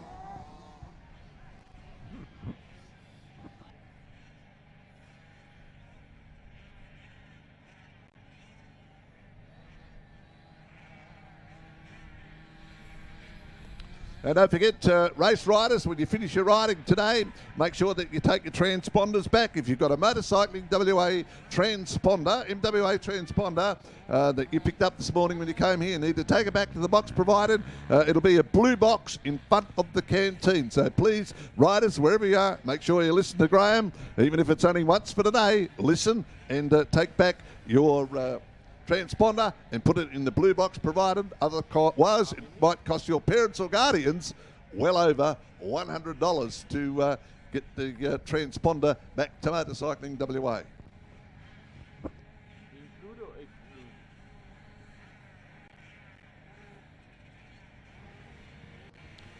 There's Nate Tomarini just getting around there now, so obviously had a few issues out the track. The lady's getting right on with the job here, not wasting any time. Hannah Stewart has got to be the race leader through turn number 1, past the Galvin's Plumbing Supply sign with an absolutely awesome start to this one here. Jaylee Rimbass getting right back on the job here, and Jaylee has got herself up in a 2nd position here on the race circuit and handling it very well out there. This is, as we said, Swappo and Chango with the girls out there in this group of riders, and this is the other half of the combination out there. So we've got Hannah Stewart, Jaylee Rimbas, Olivia Webster, Phoebe Bronwyn, Madeline Druitt, and the late addition to the program today is Kate Leighton on the bike 495. They are the riders in the 85 to 125 and the 200 to 250cc. So there's again a big comparison between, or a big gap between the smaller based bikes and the 250cc models out there in the age bracket, 12 to 16. 5 of the fastest competitors out there. Hannah looking for 3 in a row. Will she do it? Well, there's actually 6 riders out there, so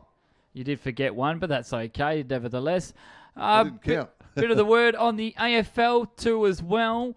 We haven't said anything about the 3 games, but full-time at Mars Stadium in Ballarat, the Western Bulldogs won by 34 points, 18-13, 121, defeated the Crows 13-9, 87.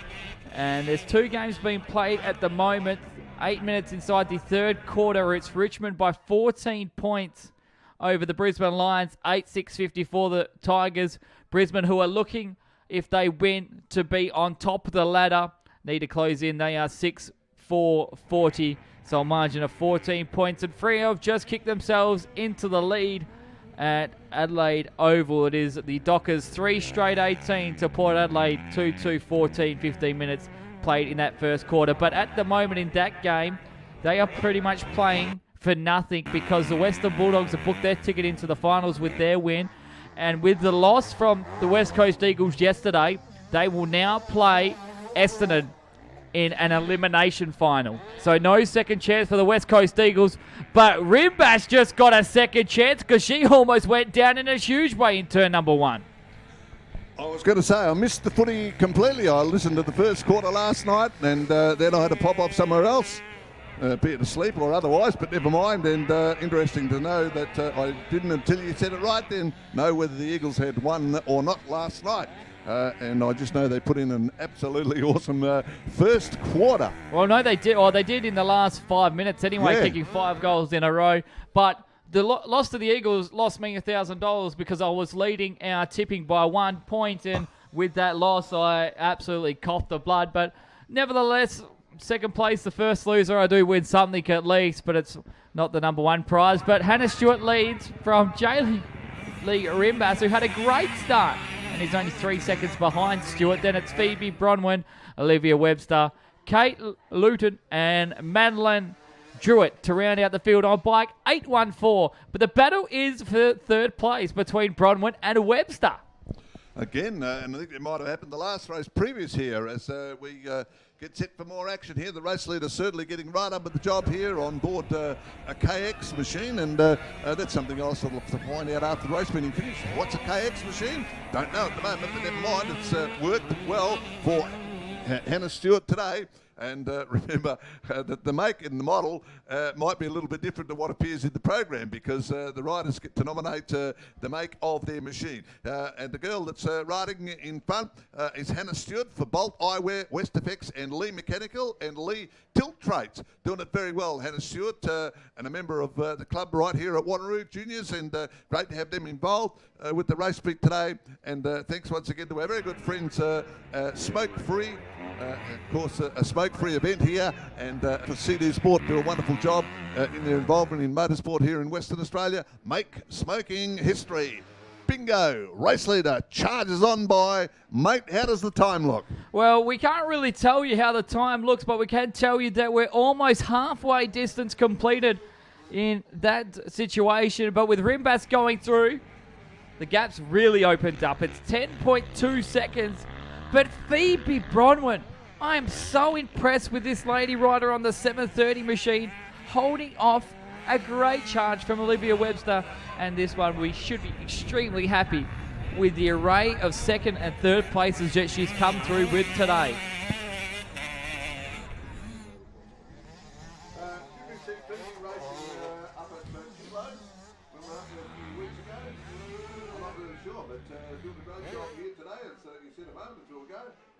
Pretty excited about the way things are going here for the final for the girls today. Event 26 is down on the program. What a race.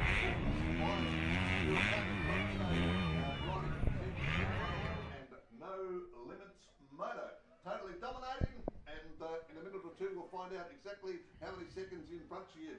Well, I've already said it was 10 seconds, so pretty much showing you that you don't listen to a word that I say, Graham. I was looking at the program while you were doing that. Well, you're just the living impediment that men can't do two things at once, Graham. I meant to see what's the difference now when you have a look. Well, they haven't come across the line, so how can I tell you? So now you're just digging yourself an even deeper hole, but we'll let you go back anyway to what were you doing, reading the program? He's not even paying attention anymore again. So, and It was going past, and it was the right. Oh, Kate Luton is the one that I was looking at as she goes through past the Galvin's plumbing sign. well, luckily I've got my headset on again now, so I can actually tell you when your microphone's on or not. So maybe we should give this to you, but I don't think you'd even know if you've got your microphone on anyway. Nevertheless, so Hannah Stewart going for 3 for 3. You think she'd be happy with the stout ride that she's put on today?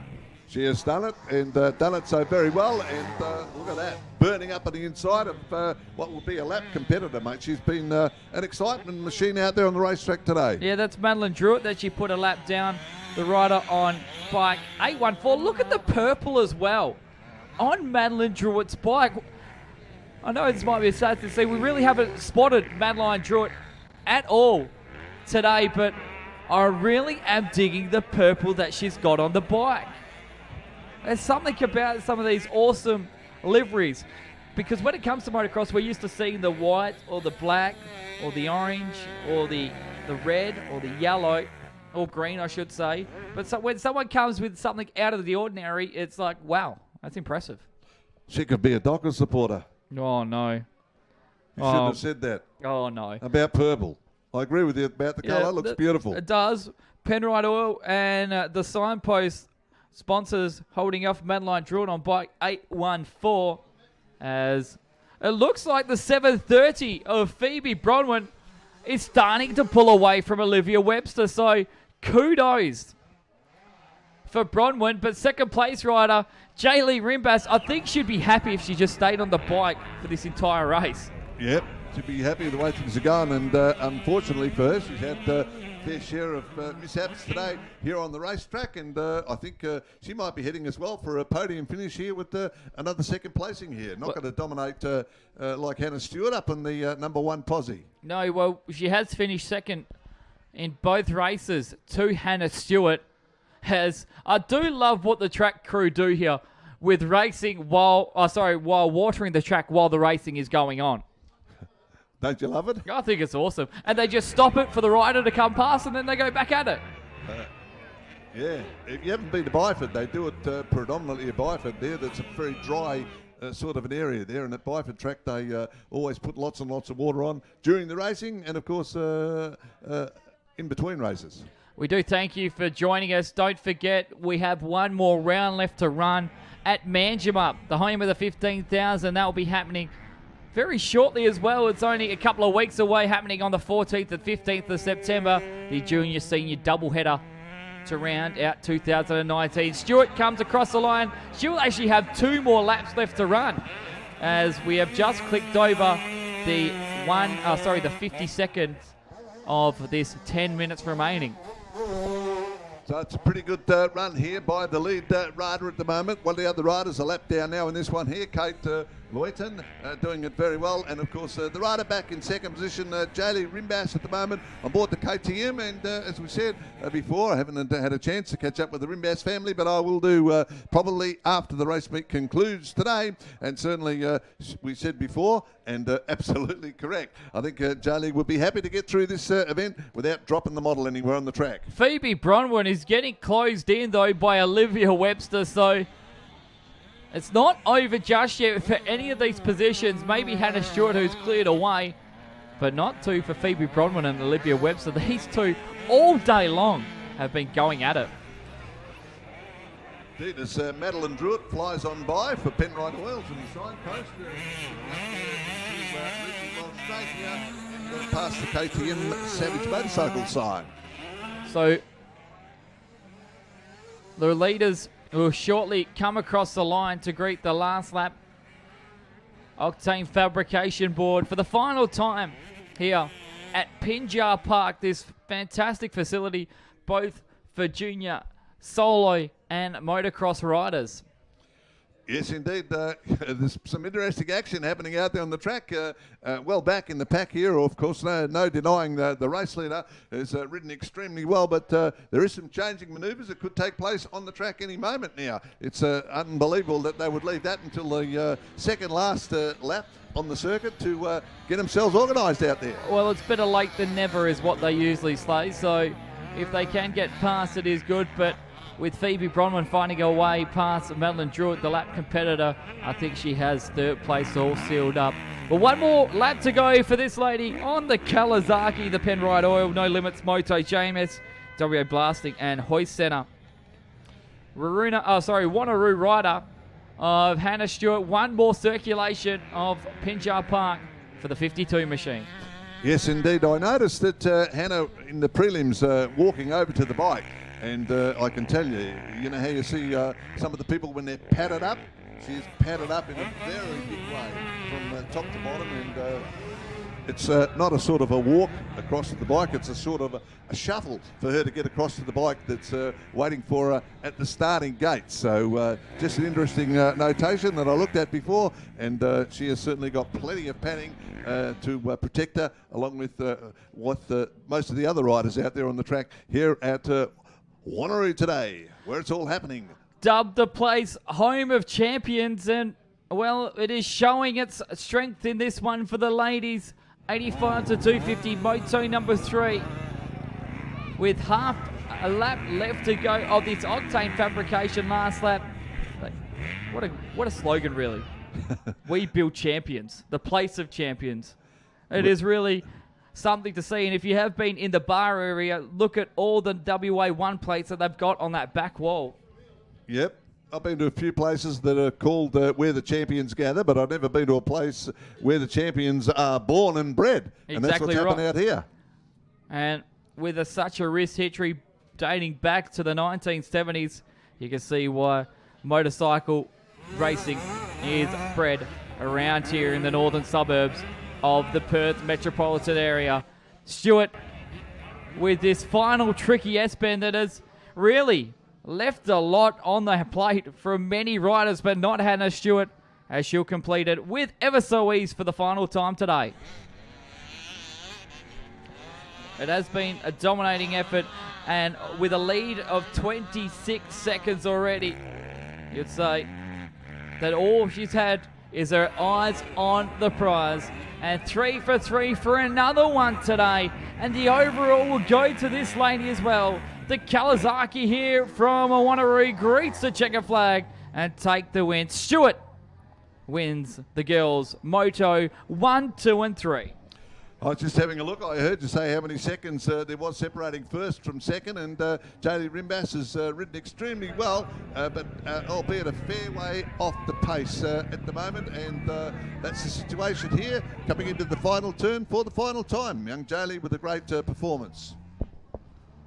Exactly right, but you can see the array of bikes that are waiting for a scrutineering at the end of the day, as one rider will come through for second place, and that will be Jaylee Rimbas on the 826, 30 seconds behind the race winner, but still a gallant 3 from 3 in second place for the rider of the 826 machine. As the sweep comes through, we've still got 4 more riders out on track, including that tight old battle for third places. Still a large crowd in hand, as what it has been all day long here at Wanneroo and Pinjar Park. But there is the riders lined up for race number 27. This is the EXP Resources, 13 to 16 years, 100 to 125. Yep, and you mentioned before about the machines being lined up down the bottom there for machine examination. We'd like to thank Johnny Brown and Dwayne Kingses down the bottom there, making sure that everything is shipshape. And of course, what's going to happen now, he gets to choose not necessarily the first 3, but he can choose any bikes he likes for machine examination. And he's told which bikes will have an examination, and he's going through his board right at the moment. Waiting for the sweep to get around here. The riders are getting a bit anxious here. Casey King's on board the KTM, ready to go. Campbell McMahon on bike number 20. Let's see whether McMahon can get a good start again. The Albany Motorcycles team rider doing it pretty well. We hope that he's going to go okay. Kane Alexander on bike number 24. Liam Atkinson on 27 for FXR, the Ride Tribe. And for Strike Seats Australia, Cody Chittick on bike number 39 is riding today for Strickland Race Development. Be Firm NRG, beautiful drink. Mandurah City Yamaha, Hayden O'Leary on bike number 46. Bailey Smith also on a Yamaha from Southwest Yamaha. And of course, the CJC Motorsport team, Seth Manuel on bike number 59 from out of the Collie Club, riding for Collie today. And of course, he's sponsored by Battery World, NEXDEM, Diamond Design, Mum, Dad, Nan and Pop. I don't know whether Nan and Pop are down here today, but if they are, we'll catch up with them later on. Brock Flynn on bike number 60, the Husqvarna, the 14 MXD 67. Dylan Walsh on bike 61 for Pirelli and Joyce Suspension and GP Wholesale. We've got Cadge Radcliffe for Unique Racing, Fate Obsession, Dunlop Tyres and Prox. Looking after Cadge Radcliffe today, Sebastian Edward, Jai Tomarini, Zach Safiotti, Jay White, Ben Cook. And the other riders in this one here, Javier Mutta, Mason Payne, Jake Turner, the one we've got to look out for Be Firm NRG and Power on Cabling and Blackbird Racing and Fabry Films. And of course we've got West Reed out there and Jeremiah Edward riding on bike number 940 today for Phoenix Handlebars. 5-second board, we are ready to go. What a start. Beautiful racing here, the number 39 bike. It's going to win the whole shot and get into turn number 1. Absolutely on fire. Cody Chittick will take the lead on bike number 39, and he'll take the host shot, but following himself, well, surprise of who that is. It's Liam Atkinson. And these two are going at it again today. I wonder if they get sick of each other. And I do say that the 27 of Atkinson will be getting sick of looking at the back of the jumper of the 39 machine. But Brock Flynn with a great start as well runs in position number 3. So they come through this section for the time, and it actually looked like Brock Flynn jumped the cushion and went over a lane, but nevertheless, hopefully holds on to position number 3. But that helps these two riders run away from that rest of that field, as they're side by side, in fact, for third place. And we'll have to wait to see if any change between those two, as Flynn will hold on to position number 3. It's close out there, and I was looking at the lead, as you said.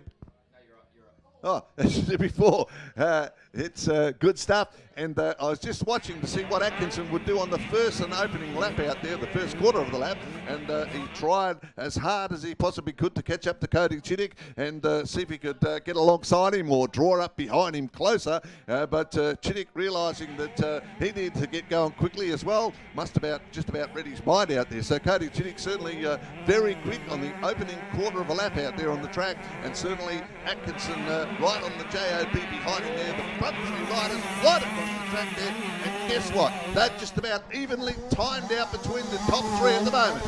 Hey, quite close between them, as you were pretty well bang on the money, but the top 2 trying to run away from Brock Flynn, with Seth Manuel running in 4th place. Then it's Jake Turner, and rounding out your top 6, there's Taj Radcliffe on bike 69. What a great start. As one rider sounded like he almost gave up the ghost along the front straight. After Radcliffe, it's Bailey Smith, Ben Cook, Campbellman and Wes Reed rounding out your top 10. There's a flat jump from the 60 machine. Almost saw him go over the handlebars. But I've just been very impressed with Cody Chittick today and his ability to just be ice cool when he's been put under pressure. Yes, he was taking the high lines a little while ago, but still able to maintain that lead. Some very, very good riding on the part, as you said, of Cody Chittick today on bike number 39, getting it all together here at Wanneroo Junior Club today. And we certainly hope that everybody has enjoyed themselves here as they get on down to the back part of the circuit, that is over near the power station, as they head up towards the KTM bridge here and really get it going nicely out there at the moment. And there is plenty at stake for every one of these riders out there on the track at the moment, and a chance for a podium finish. But they're going to have to get past Cody Chittick here if they want to be number one for today. Well, they really can't count their chickens before they hatch just yet, but Atkinson almost looked like he stalled the bike. He was that slow out of the S-bend, but they are really trying to keep as low as possible.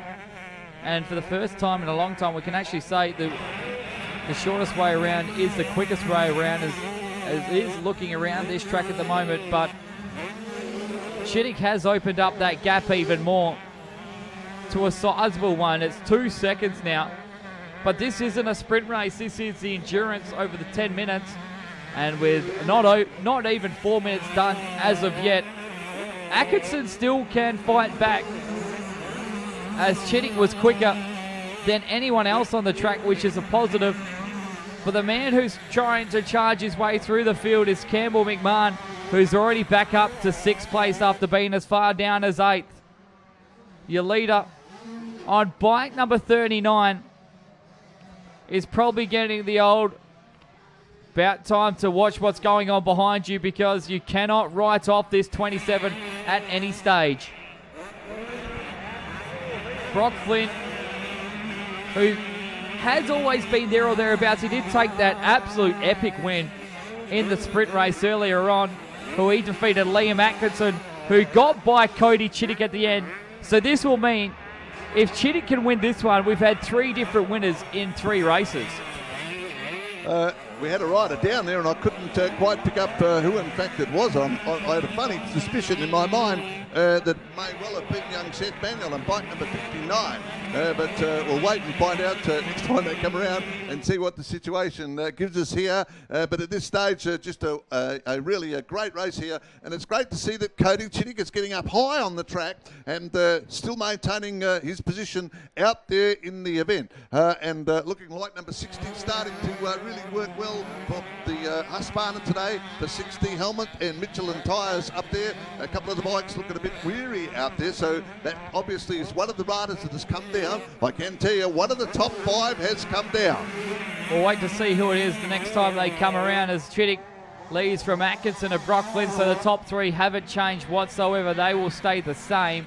But the gap has closed. It's closed quite dramatically. It's now 1.4 seconds. So it's 9 seconds between the two of them, as it looks like it's either Manuel or Radcliffe that's come down. And I'm probably going to say it may be the 59 that has come down. It is. So Campbell McMahon has moved himself into 4th place ahead of Taj Radcliffe, as Manuel has got back on the bike, so be it, well back into 6th position. But look how close it is for the lead. Back at the ranch, why are we not watching the screen? Atkinson looks to the inside. Atkinson pushes him away and goes to People's Elbow. The People's Elbow prevails once again, and Atkinson now is in the lead in the EXP Resources Moto 3. And hasn't he got the throttle wrapped on nicely there? Very quickly, he got into the lead, and as soon as he got into the lead, he wrapped the throttle on even furthermore, and he's certainly very quickly at this particular juncture, around about 8 or 9 point lengths in the lead, mate. I cannot believe the transformation that took place very, very quickly on the racetrack. Well, from after being 2.7 seconds behind it, he almost looked like he dropped it. He was very sideways. Well, he's almost parallel with the ground, you would have to say. He was that low. So he will hold on. As I was saying, he was 2.7 seconds 2 laps ago behind Cody Chittick. Closed it into 1.4. And while we were watching who was coming across the line, Chittick must have made a mistake for him to be able to charge away so quick. And it's pretty evident in the times. A 2-minute 50.2. The quickest lap of the race is done that time around by Liam Atkinson. 3 seconds quicker than Cody Chittick. Cody Chittick with a 153.014. Atkinson trailing the leg at one stage, coming through one of the corners there at this particular stage, and he has given it the best shot he's got out there at the moment. with a chance to get a podium finish on the third and final moto today. And geez, riding now with some style out there. He was being changed from the chaser to the chasee, as you like to say before, mate. I cannot believe it that Atkinson now would change his riding style once he got into the lead. He has gone absolutely ballistic out there on the racetrack. Seth Manuel continues to fall down. He's now back into 8th place on bike number 59. So Campbell McMahon up to 4th from Jake Turner. Taj Ratcliffe still running a brilliant race in 6th position. But we have to forget about all that while we've got this race for the lead. Because now Chittick is the rider who is giving it the gangbusters and close that gap again. It's a race really of what could be in thirds. If Cody Chittick can get by back again. Lap rider in between them, though. That's the 174 of Jai Tomarini, who's in position number 16. He'll clear out the way quite easily for Liam Atkinson. But Cody Chittick was finding it hard to get by him. Well, maybe that could be the breath of fresh air that the 27 needs, with coming down to 9 minutes completed. This time around, there will be 2 laps to go. So they are fast, and certainly Atkinson at the moment not making any errors at all on the racetrack, and this is turning into be an ordinary ride back in second to be a polished performance out in front. Once again getting balked slowly there by one of the slower riders, which does happen sometimes on the racing circuit here, and the race leader able to buzz by very quickly indeed, and Cody Chittick now has certainly got the job ahead of him. There is a fair break back there. What's happened to the Dockers, mate? Have a check just as of yet, as it's blowing out to now 1.8 seconds between the two of them, but Atkinson continues just a bit quicker than Cody Chittick, and that's all he needs to do and stay on the bike, as there is second place. Or has Chittick come? I think Atkinson's come down. I think we've had a change. Again. I cannot see Atkinson whatsoever. And this is what we get for not looking at the screen. We cannot see the 27 whatsoever. And oh dearie me. Chittick has been gifted again. Cody Chittick, as we wait over the hill. Yes, he is. Cody Chittick back again. Liam Atkinson, all he had to do was stay on the bike. And he's failed at that purpose again. So rotten luck for bike number 27. Chittick handed on a silver platter. Where is the 27 though? That's the next question. Can't see any waving yellow flags anywhere on the circuit. No, not whatsoever. It must have happened in the back section, as we do have dramas with our cameras. We do apologise. But these four-style personnel had to do the king of the hill yesterday all day long for go-karts, as the last lap board is out. One more to go for bike 39. And Liam Atkinson has gone down and probably will be saying, what could have been? So he's come off, and now he's 11 seconds behind Cody Chittick, who just has to stay on the bike. Yes, indeed. They were pretty safe orders that you gave Atkinson out in front. Just stick on the bike and stay there. And that's all he had to do. He couldn't... He disobeyed your instructions that you put out to him and came off. He's back on the bike again, but all to no avail now. Cody Chittick being gifted with this one here. Well, I don't know about gifted, maybe just riding very well and handling the situation. He's been able to put the bike up high or down low anywhere on the circuit. Young man on board number 39, and this race again has just shown everybody that he is the master blaster in this group of riders out there. 13 to 16, 100 up to 125 for EXP Resources, and your race leader, Cody Chittick, totally dominating here as we see some of the other riders making their way around here. One of them is Bailey Smith, and I'm not just sure what's Seth Manuel now, as whether he's picked up any ground through the field. No, he's continued to fall back. He's well back down into 10th position now. Oh. So it's Chittick, Atkinson, Brock, Flynn. From Jake Turtnell, Campbell, McMahon rounding out your top five. 6th place is Bailey Smith, and it's Taj Radcliffe, Ben Cook, Wes Reed, Seth Manuel. As he's even paddling the bike. That's how much he doesn't want to come off. And he is cruising through these last two corners. And we will have 3 different winners from 3 starts. Now, we can't give you who will actually be the overall winner at the moment because we may have to wait till the final rider comes by. But the win goes to Bike 39, Cody Chittick in a barnstormer. Absolutely fine performance by the young rider on number 39 today. And was aided by the fall from the 27 of Liam Atkinson, who would be absolutely beside himself with that. Brock Flynn will come home in third on the 60 with a winning margin, 10.881 seconds. It's Chittick, Atkinson, Flynn with the quick time done by Bike 27 with a 150.249. Yep, and top 3 in this group now bring their bikes in. In fact, they brought in the top 4. Just about organised here down the bottom here. Mr. Kings was away doing something else, and he's back on the job. Just a reminder to our riders as they make their way around back after the running of the EXP Resources event that if you've got a motorcycle WA transponder, you need to take it back and put it in the blue box provided in front of the canteen area today.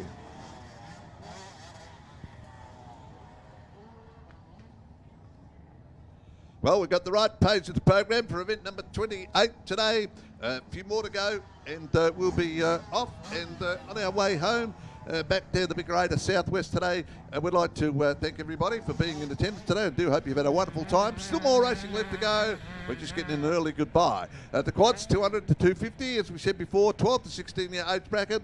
Starters in this one, Josh McQuaid had a wonderful day today on board the Yamaha for NEXDEM and short promotional runs. Zara Porter on machine number 15 for the Honda group for 46 Motorsports and West Coast Motorcycles. Jade Merrilies on board number 26. Let's hope that there's no gate problems from Jade on board the KTM today for Brutal Logistics and Calmec and Bunbury KTM. Deegan Lowe on bike number 34 for NEXDEM and Road and Race Motorcycles on board the Yamaha. We've got Nicole McDonald on board the Honda for Autospark up in Bullsbrook.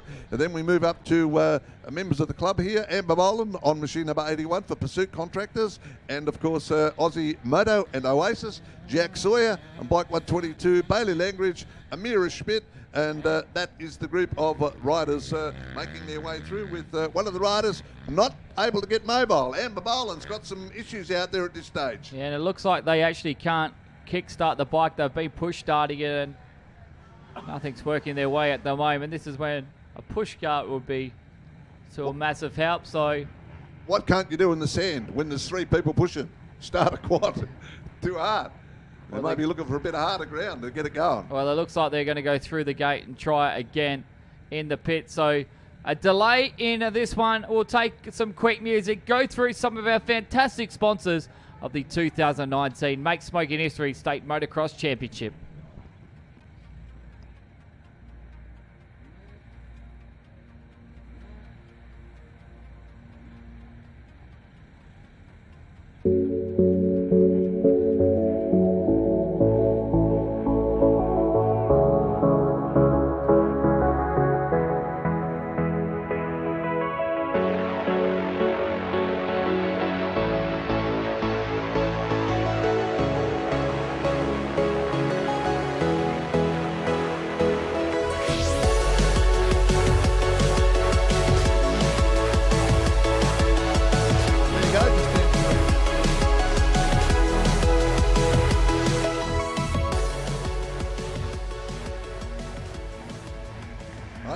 Just getting set for the start of this one here for the quads, 200 to 250cc. Are we set?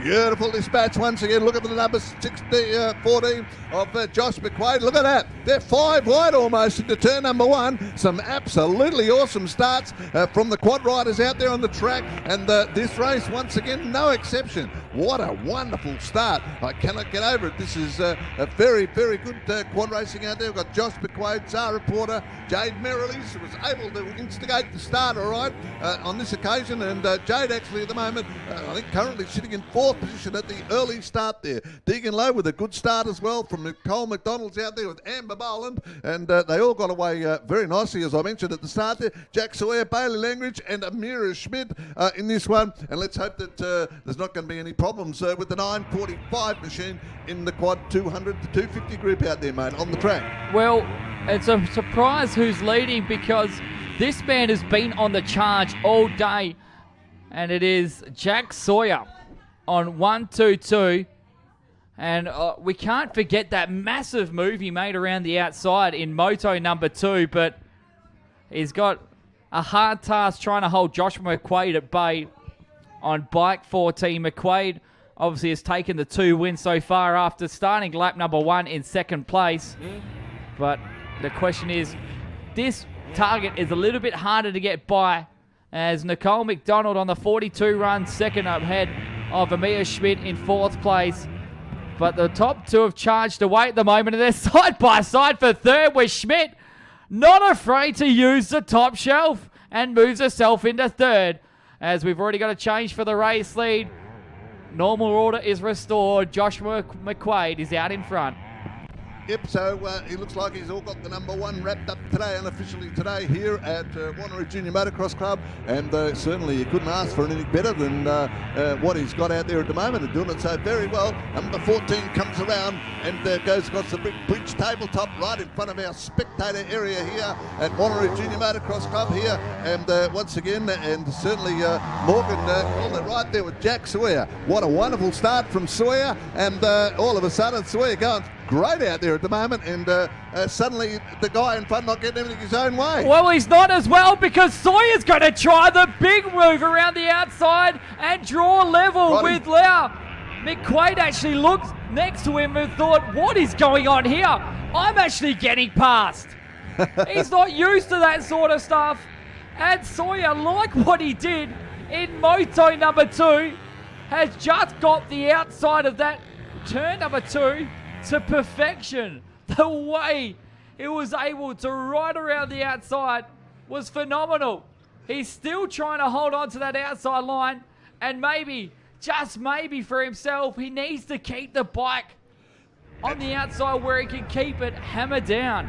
Yeah, that's what he's doing, and a wonderful run from the young rider out there in front. And as we said before, it's been starting to happen. It's been wanting to happen. We've been wanting it to happen for a little while now, and at this stage, it has happened, and he's jettisoned himself out in the front. What a transformation now. He's realised the bike is really going well, handling okay, the track conditions to his liking at the moment. He said, well, I'm going to make this interesting now. I'm going to try and get it far away as I can from Josh McQuaid on the racing track. McQuaid might have a bit to do with that at the moment. There's probably about 2 or 3 bike lengths separating those two at the moment, but some interesting stuff happening around the place. There's not much whatsoever separating him, and that's what's kind of scary, because we know how quick bike number 14 can be.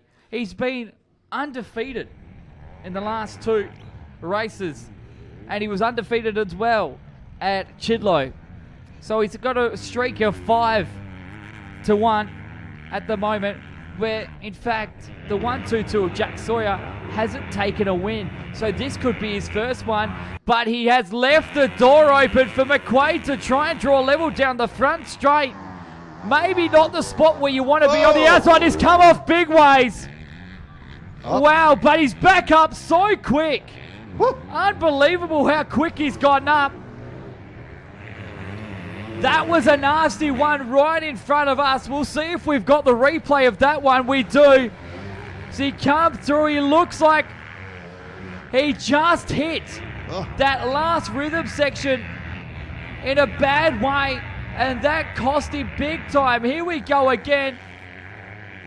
He looked like he just got unsettled over the first of those bumps, and when he come around, the right front landed just in a bad way. But look how quick he gets up. He's back up and running back in 3rd place, but rotten luck. Look how he was throwing off the bike as well. He looked like more of a rag doll than an actual human being. Yes, and as far as come-offs are concerned, that wasn't a bad come-off. I just saw his ankles up in the air. He's got the machine mobile, and he said, well, I might as well try and make a race of this, mate. Let's go. We'll see what he can do from there, but he's a long way back. He's in fact behind Jade Merrilees in 7th place, so that's where he sits. Only Bailey Langridge is behind the 1-2-2 of Jack Sawyer. Rotten luck. But he actually went across the line in 2nd place. Well, the bike did anyway. Himself as a body went through the line first. I don't know where he was. In fact, I just saw, as I said, the feet up in the air. I think he held onto the handlebars for a little while too. Definitely going to be some awesome shots to watch on Four Styles when they come out with the edit of today's event. But Joshua McQuaid, who looked like he had all the work ahead of him, has it given to him on a silver platter. Sadly, though, for Sawyer, who's on the highway of hopelessness and goes from chocolates to boiled lollies. Very quickly indeed here, and the race leader now, realising that he's got an absolute mortgage on this one here, is starting to get a bit quicker around the racetrack. Not wasting any time, mate, getting right on with the job out there, and he probably doesn't realise how far in front he is at the moment with not knowing where the rider of 122 is actually situated at the moment. So now well, he probably would know that he's a long way back after watching that nasty accident, but we now concentrate on this second place battle between Amir Schmid and Deegan Lau. So Lau has been finishing second place consistently behind McQuaid all season long. But Amir Schmid has had something to say this weekend and has been consistent. Sadly, has had a few incidents not go her way, but Deegan Lau will try the top side. Schmidt has the answers on the inside. Yep, I think the improved rider in this group of quads out there has got to be Schmidt out there. Oh, she just sadly, though, left the door open, and there's been a change for second place. Deegan Lau now to second ahead of Amir Schmid. But we can't write off this rider on the 945 how well she's been competing today. Yep, it's just been great here at Wanneroo, and a couple of them getting involved, and 122 hasn't got control of the machine again. He's come off right underneath us here, and I hope our camera's got a great shot of that. I don't really know what happened, but he had no control of the machine when we went underneath our commentary position. And the crazy thing about that was he was trapped underneath in between the wheel on the left-hand front and the actual chassis as well. And for the second time again, he is just back up on that bike and gone. I feel sorry for his poor body. Yes, indeed. He's taken an absolute beating today.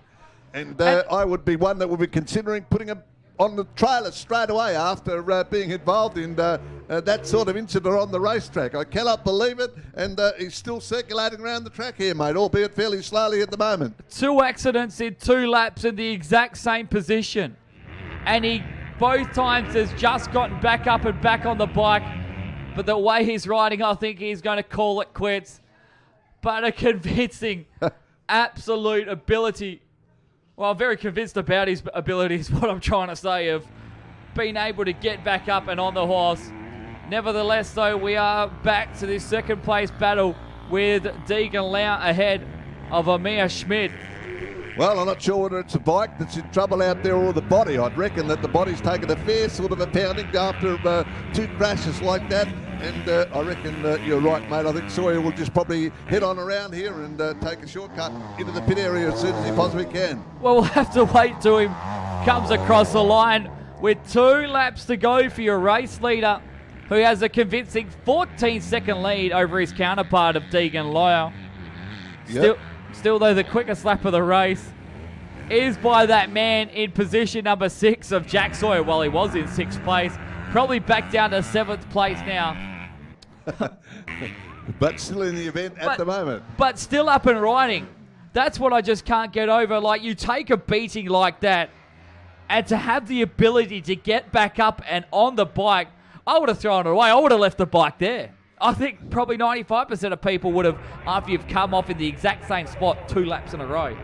Yep, it must be pretty sturdy bike, the old Yamaha up there. He's had 2 virtual rollovers and pretty big ones, and the bike's still circulating around the track. He's standing up on it now. He's obviously got a sore backside, and he's just going around here very his leisurely pace that he wants to make out there at the moment. I think he's got a sore everything side. I think everything would hurt after that, because he has been battered from pillar to post and going from first place to running with what could be a did not finish for this one. But you have to say, he has rode splendid all day long. I'm not sure how the points are going at the moment, and maybe there's a fair bit at stake more than we know. Well, there won't be anyway for the 14 machine because he's run undefeated. No, that remains right, but what about 122? Well, that's going to definitely hurt him because he would have been close to second place, but he's still on the bike. You can see the head is down, but as he comes across the front straight, ladies and gentlemen, give him a round of applause. He has been battered pillar to post, and he goes over the front straight and almost loses it again.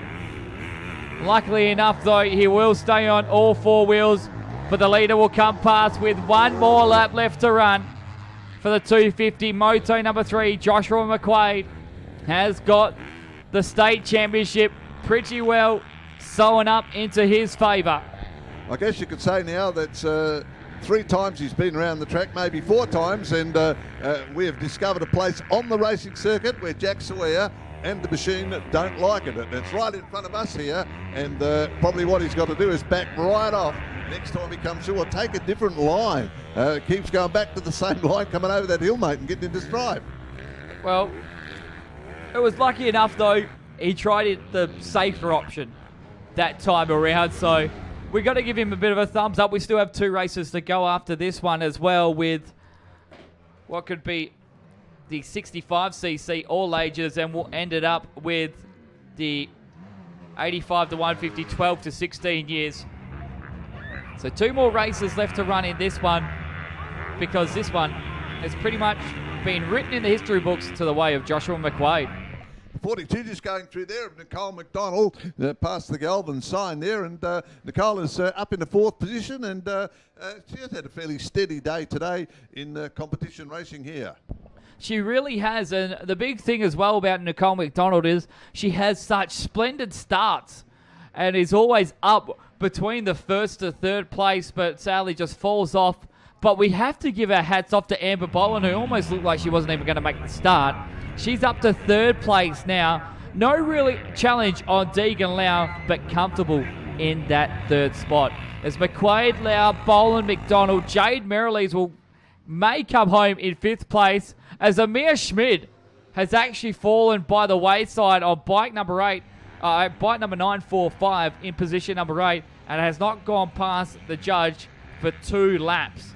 So dramas for Schmidt, who's had another rider who's had an absolute splendid day. But the leader will go through the second to last tabletop and take the win in all 3 races. The checker flag will come out. Joshua McQuaid takes the win and the overall for round number 5. Well done, and some fantastic riding. Young McQuaid there, excited young rider there as he makes his way back to the pit area there. And once again, as we said, absolutely fantastic riding by the young man on bike number 14 now. He's having a look to see how far he's actually won the race. Jack Sawyer will come across the line with the fastest lap of the race, but he hit 6th place. But he finished the race. That's the positive. Deegan Lau will come home in position number 2 on bike 34. You can see the 122 come across the line. The heads down, obviously would be dejected. And yep, with the way that the event panned out for himself. Amir Schmidt comes across the line. She'll come home in 8th place, but lucky enough, I think maybe the transponder has come off the 948 because she has come home in 3rd. So dramas for the transponder for Schmidt. They'll need to get out there and find that if they possibly can on the racing Exactly circuit. right. But then it's Boland, Nicole McDonald, and Jade Merrilees. Bailey Langridge goes through on 111, and Amber Boland, as we said, on number 81. A couple of the bikes being held down there. One of them is 122, and just being told to move it on into a different position here. Wonderful racing by the quads, and great stuff here for their 3rd and final moto today. Right, the 65cc group are ready to go for event number 29, which will be the 2nd last event on the program today. Thank you very much for being trackside for the Make Smoking History round here today. Round number 5. Only one more to go. 2nd last one today. The last one, of course, down at Manjimup for the big double meeting down there. Hope everybody's going to be part of that. Thanks to WA Motocross, Motorcycling WA, Metal Recycling, NR Metal Recycling, Brutum Logistics, Cully's Yamaha, Pirelli, Healthway, of course, we mentioned a moment or 2 ago, Motul, Diamond Designs and Digital Printing, and of course Motorcycling Australia. All part of this race race meeting today, and of course the rest of them will make their way through as we see the young rider on number 26 heading back there, Jade Merriledge. So Amir Schmidt will actually finish in third place in that race ahead of Deegan Lau. The transponder actually died on the 9:45 machine, so we do apologise. We thought she may have come off. We were checking our race monitor, and she'll come home now in position number 3. So it'll be McQuaid, Lau, Schmidt, and running out fourth will be Amber Boland. So we get set now for the second to last race of today's proceedings. This is the 65cc all ages moto number 3.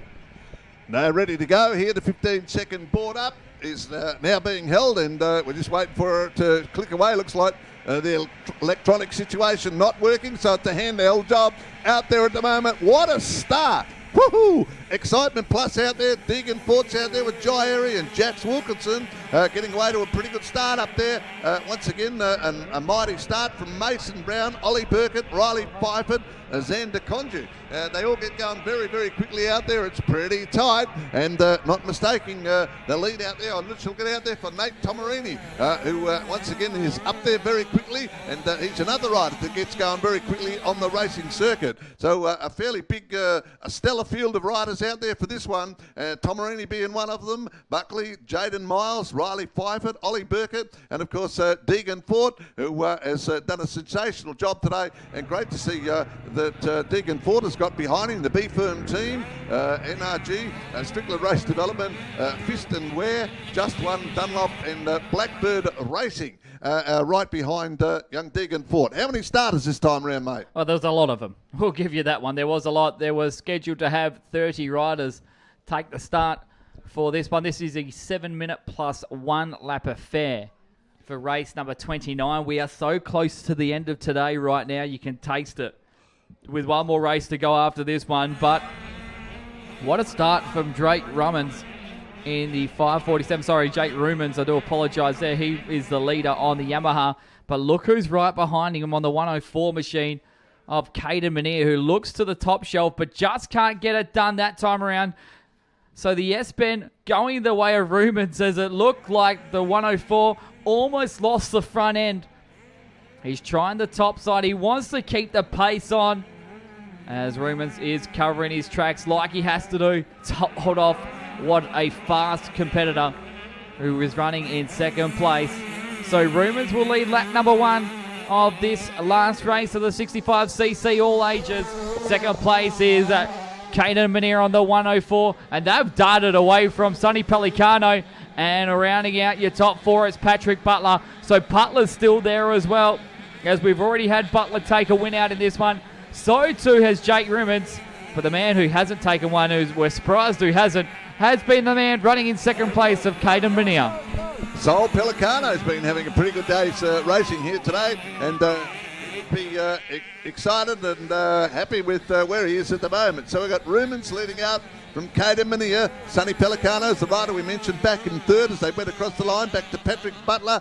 Mason Brown on 6.58 is back in fifth position at the moment. So if Mason wants a victory, he's going to have to get going pretty quickly out there on the track. Back to Connor Weiss, Indy Radcliffe, and Tyson Silvestro. Your top 8 as they went across the line. First time around this occasion for this group of riders. So Mason Brown is the leader of the 7 to 10 years at the moment, and he runs in the 5th place ahead of Deegan Fort, who is in 9th place, 2nd overall at the moment.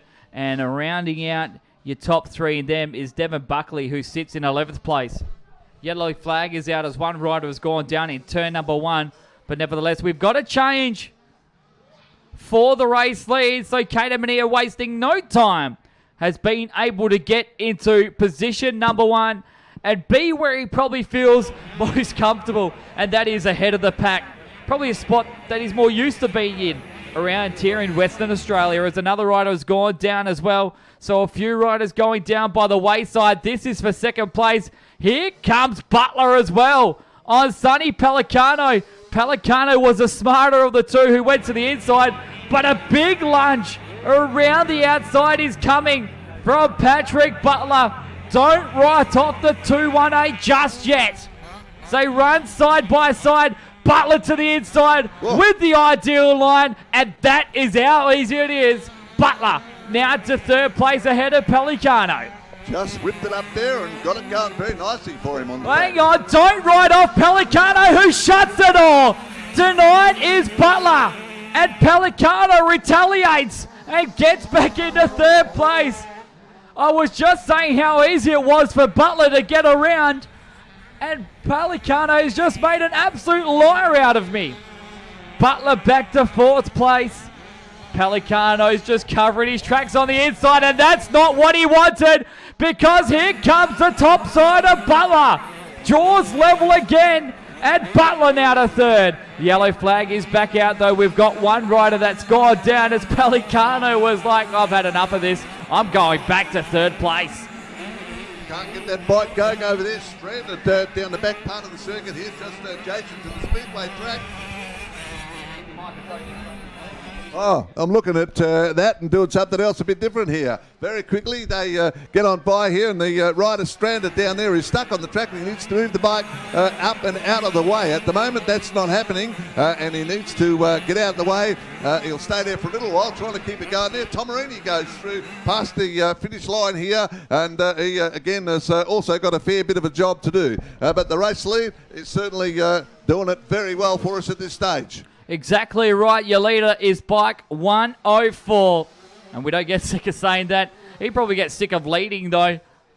With this time around, he'll have 2 laps shortly remaining of Caden Mania. A comfortable lead of just over a second from Jake Rumens, who we actually got past on that last lap. And he's so close to the edge of the track with yellow flags absolutely everywhere. One rider actually has lost his visor, and he's gone a lap down. So that must have been a heavy hit for that rider, who is now behind Caden Mania.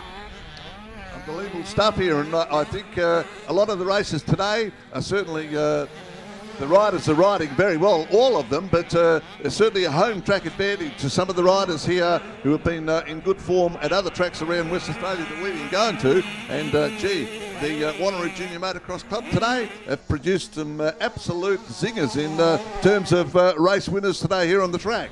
He'll get the last lap board next time around.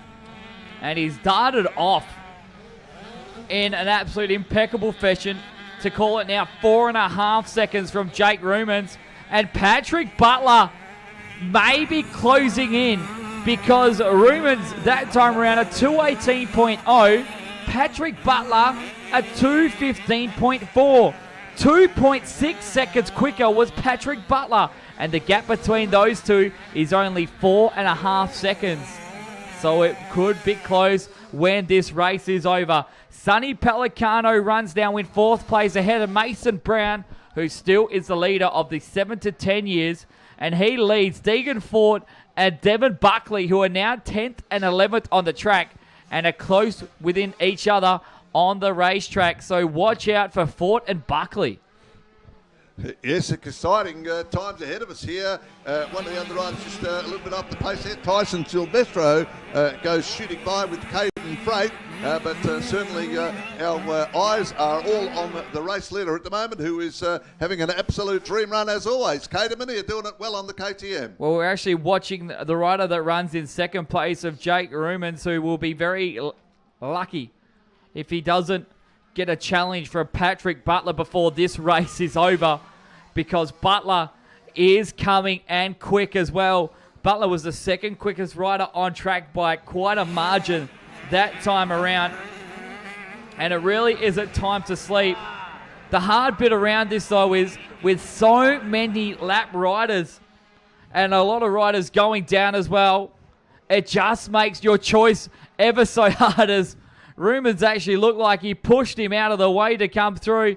And I may think that Patrick Butler has gone down in the background, because as we went through the S-band, I thought he may have been a little bit closer, and he wasn't. So Butler may be down. Yep, I was just looking at the style of Jake Rumens out there. Vore is very good to watch, and he doesn't move much around in the saddle on the bike out there. He keeps it nice and tight and keeps it going very nicely on the track. Young Jake out there on 5.47. The Octane Fabrication last lap board has come out. So we've seen Rumens come through to greet the last lap board. Patrick Butler is nowhere to be seen. He's in fact a long way back and behind Sonny Pellicano, so Butler did go down. And now he's back in 4th place. Luckily for Butler, Pellicano has to try and work through lap competitors as well, as Rumens is just ahead of these ones. Can Pellicano hold on to 3rd place? Gonna have to ride pretty hard in these dying stages, as well as your leader has done it easily in this octane fabrication the final lap, I should say, rather, and it will be lap number 5 in Moto 3. Some exciting stuff in this group of riders today. We've got the whole lot of them together in this lot. And once again, our good people have done a great job in filming it for the last lap. Well, only the 28 took the start. Albie Reeve and Marco Rizza will failed to make the start in this lucky last moto for the 65cc's. But it's been another race where we are looking to have 3 race winners out of the 3 starts. And it feels good to say that in 2 divisions in a row. It won't be 2 divisions in a row, but at least there's been 2 divisions today where we've had 3 separate winners.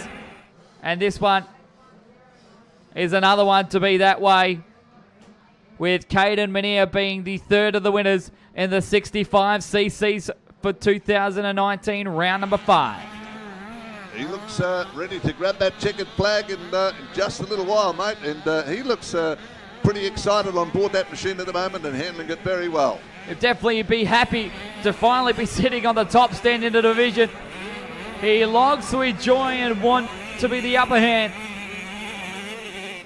On bike 104, the winner for the final race goes the way of Caden Mania. The 4-time Australian Junior Motocross champion takes the win in the 65cc category.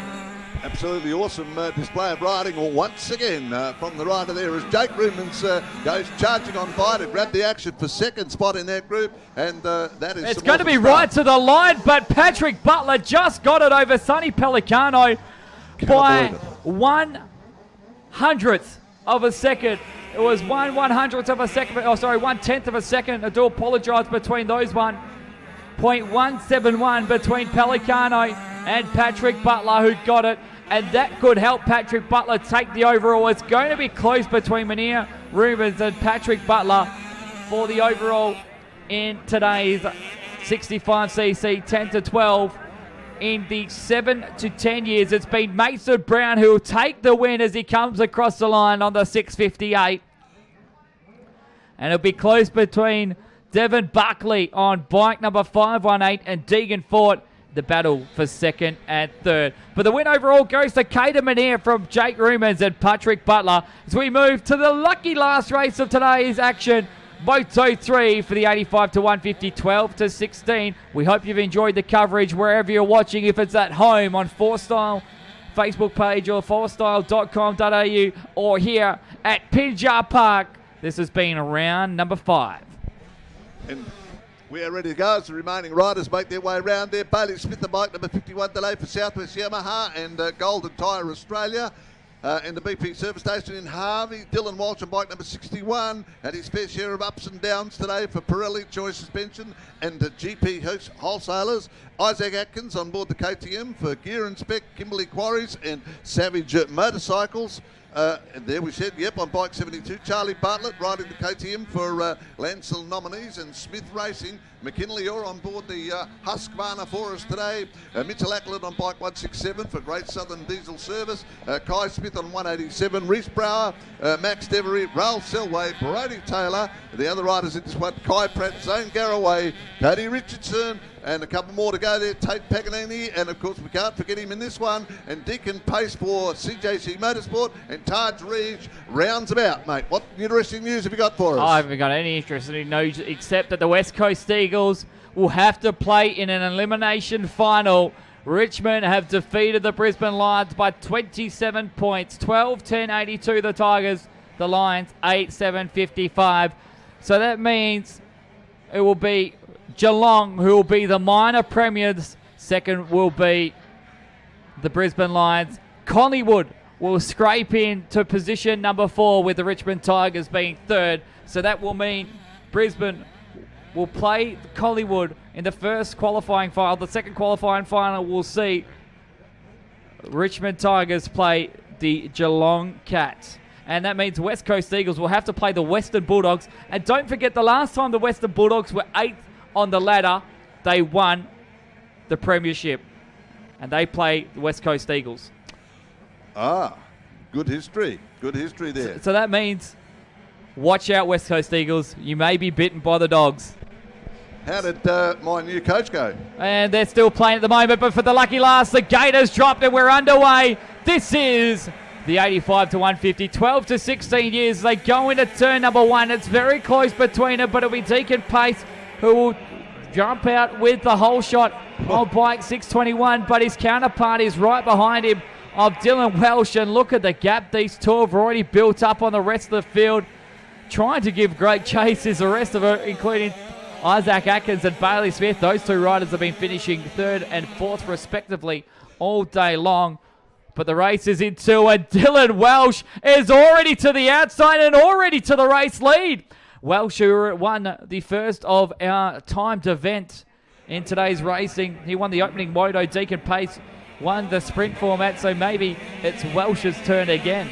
Yes, indeed. What happened? They disappeared behind the trees. When they went behind the trees first time around, Walsh was back in second position. By the time they came out from the other side of the trees, Dylan Walsh on bike number 61 had jumped into that lead with an absolutely awesome passing manoeuvre up on the inside there of Deacon Pace. And once again now, it's a matter of whether Walsh is able to keep the bike going and going well for him. At this stage, he's probably 2 seconds out in front. And, Deacon Pace is going to have to ride very hard. Remember, Deacon Pace, this is his home track, along with a couple of the other riders here today, Dylan Walsh. So top 2, their home track here. And once again, will Dylan Walsh be able to keep off that guy back in second position at the moment on bike 621?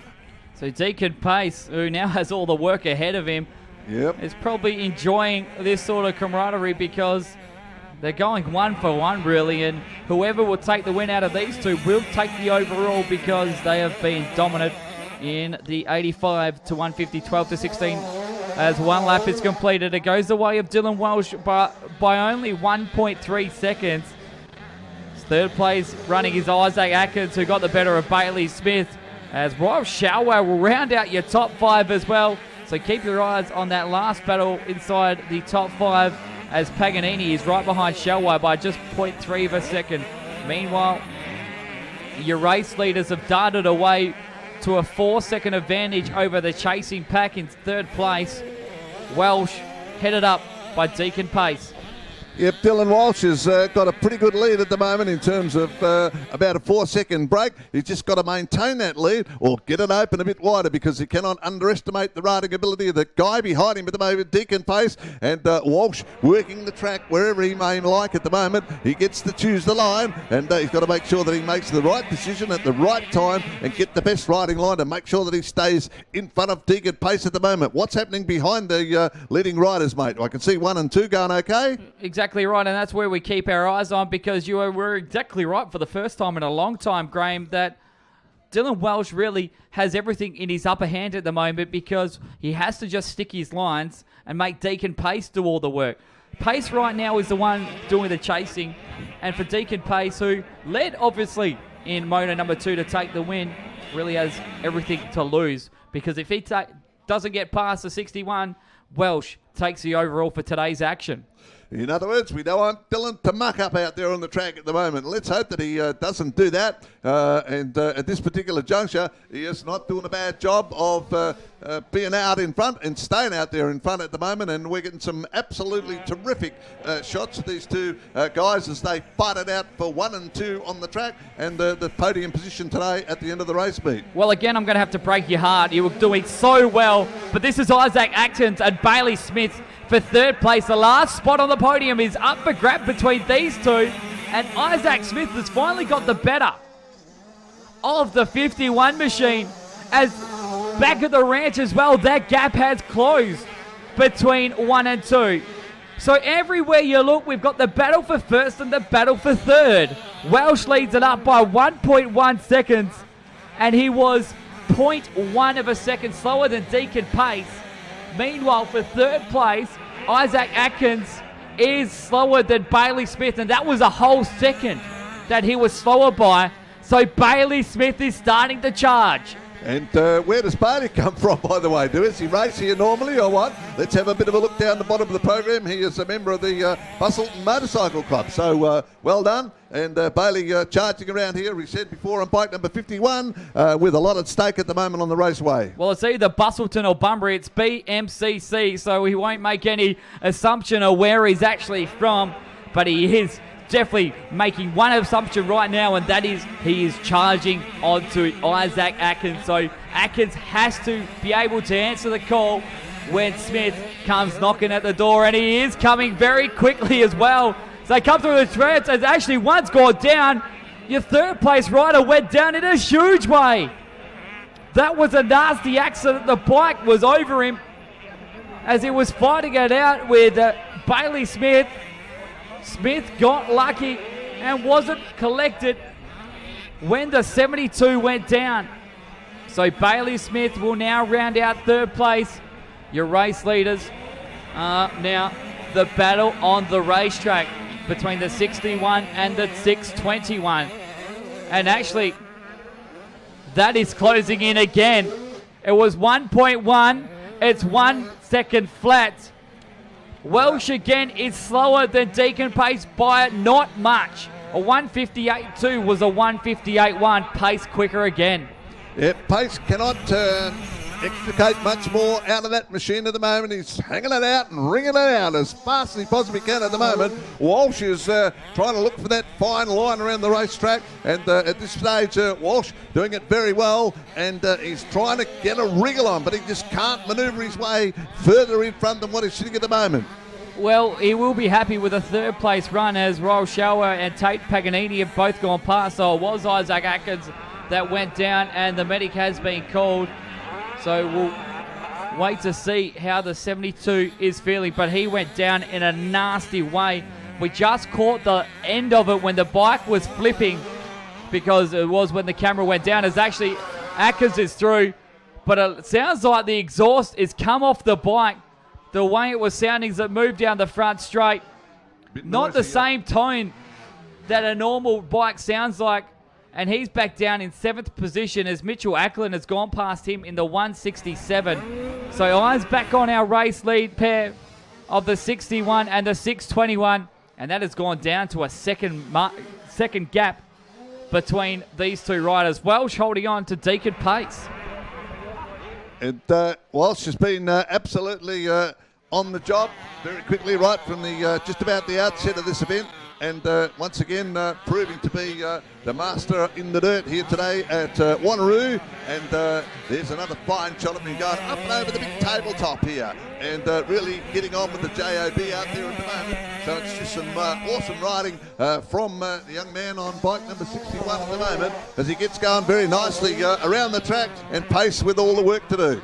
Exactly right, as Welsh has finally been able to answer the call, and he's opened up a big one with the fastest lap of the race as well. It's a 1.9 second gap with 1 minute 55, so they should have around 3 laps to run in this final race, not just for the 85 to 150s, but all day for this round number 5. Welsh, Deacon Pace, and riding a lonesome race now with third place is Bailey Smith. Now with Royal Shalway close behind, only 4.5 seconds behind Bailey Smith, does Smith really have to stress? Dylan Walsh still with the work to do up there, and Pace is really moving around this track very quickly. He's answering the question that was put to him, can I get into the lead? I don't know whether that's going to happen or whether he's got enough time, but there isn't much ground separating 1 and 2 at the moment, Morgan. It's going to be a big finish here coming up. You just contradicted everything I said with saying that Dylan Walsh just put the quickest lap in the race and has opened the gap to the largest it did in the whole race, now being 1.9. So I am going to give you a headset next time around, because everything that I've said, you've said the complete opposite. I had to say that because I reckon now when they did that lap, and you mentioned the time, it's suddenly the time when the guy back in second is really starting to wheel his way around the circuit and do it pretty well. So Walsh, as I said, not getting everything his own way on the racetrack at the moment, and we'll see how they go at the finish here. Well, no, you are right. He's not getting his own well, and it does actually kind of maybe got the funny feeling that the 621 has been getting the heave-ho, but they'll have 2 laps remaining in this one with 20 seconds left to run in this moto number 3. And the biggest thing about it as well, lap competitors are massive, and he has answered the call. So maybe I shouldn't have been so rough on you, because it's back to a second between these two. And Deacon Pace has answered with the quickest lap of the race with a 157.1. Hampered by lap competitors. Welsh still put in a 157, but 2 laps to go and anything is possible. Yep, with Walsh there being known on the odd occasion to drop the model, and we wouldn't want to put the mocker on him at the moment. We'd love to see the young man have a victory on the racetrack, but certainly Deacon Pace has been on the move right throughout this journey here, and at this stage he's not making up the ground with just under 2 laps to go on the race circuit. Exactly right. It looks like one rider went into the tyre barrier as well, trying to get out of the way of the lead pair as he tries to pick the bike up. It looks like one of the 1-4 riders, maybe Kai Smith, I do believe, but we'll have to wait and see who it actually was. But he hit that tyre barrier very hard with the front wheel. But luckily enough, though, he got out of the way of the leaders, which is what I think he was getting a little bit worried about, because they were coming at a huge rate of knots. So a lap down goes that rider, and staying comfortable is these two fighting it out for first and second, as it looks like Welsh knew that pace was coming, and he hit up and strike that knob over to 11. Well, the bike rider that hit the tyres there got it going fairly smartly in the end there. There was wavy yellow flags going everywhere, and he's got it going on the track and on the job. But the race is not over, and there are riders fighting it out all over the track right ahead of them. So they're so close between the two of them. It's now back to 1.5 seconds, but they're ready to lap riders, and one of them is actually Isaac Atkins on the 72 with a bike that sounds like the exhaust is not even existent. Sounds like there's nothing on there. He might have left on the track somewhere out here at the moment. Oh, well, the exhaust is still on it, but it has broken off, because you can hear the different tone from the 72 machine. But look at how quick those leaders catch him. You would have to say there is something wrong with that bike, because he has been running from 3rd to 4th all day long. He's well back in 7th place and has just been made lunch by our top 2. Yes, indeed, and Dylan Walsh was able to manoeuvre his way past those lap riders better than Deacon Pace, and he's opened up, well, not a race-winning lead at this stage, but it could well be, with just over a quarter of a lap left to go on this wonderfully prepared circuit here at Wanneroo today, and you're looking like that number 14 bike is home for the victory, but I wouldn't like to put the commentator's curse on him. Did you say bike number 14? What? Yeah. I thought I'd be fighting. It's bike 61. 61A, yeah. 14 on the brain. It's been 61 on the number.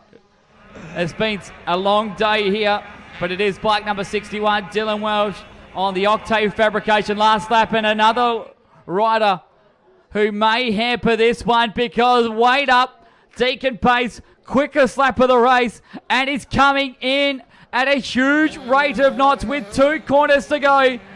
Don't cash in your cards just yet, because it could be right to the line between these two.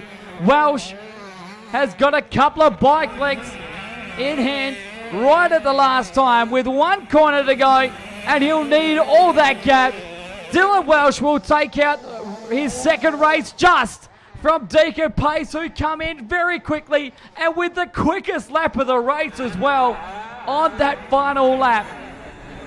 He come in ever so quick, just to come down by 0.3 of a second. It's Welsh from Pace. An awesome finish, mate, between those two competitive riders on the circuit.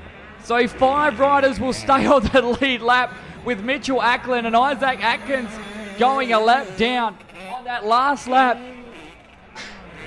It's a long way back. Dylan Walsh already with the helmet off now, goes across. He said, that's my bit done for the last final moto today. Deacon Pace hasn't taken the helmet off. Obviously, a blinding final lap, but he just falls short to come home in position number 2 by 0.3 of a second. Bailey Smith will surely come around soon to greet the judge as well. We can't leave without giving the top 3, as there he goes. Bailey Smith will be 3rd, and he'll finish a whole 1 minute behind the race leaders. Welsh, Pace, Smith, your top 3 for the lucky last of today's round number 5 of racing, as it's all put in the books thanks to Makes Make It History and WA Motocross. Thanks for joining us here for round number 5. Don't forget the grand final round for both the juniors and seniors will be happening at Manjimup on the 14th and 15th of September. Yes, indeed. It's been wonderful, as always, here at Wanneroo. And, of course, some big action coming up here. And certainly this race meeting today has been very, very successfully run and done and won. We do hope that everybody has enjoyed themselves here today. I'm Graham Winter. Megan, oh, well, I'm going to now finish it off. My name's Morgan Melbourne. Thanks for joining us for what has been an absolute epic round number 5. We've had an absolute amazing day here with you. Thanks for joining us. If you've been here at Pinjar Park or been watching online in the comfort of your own home, be with us for the final round on the 14th and 15th of September. But we'll see you at a motocross track very soon.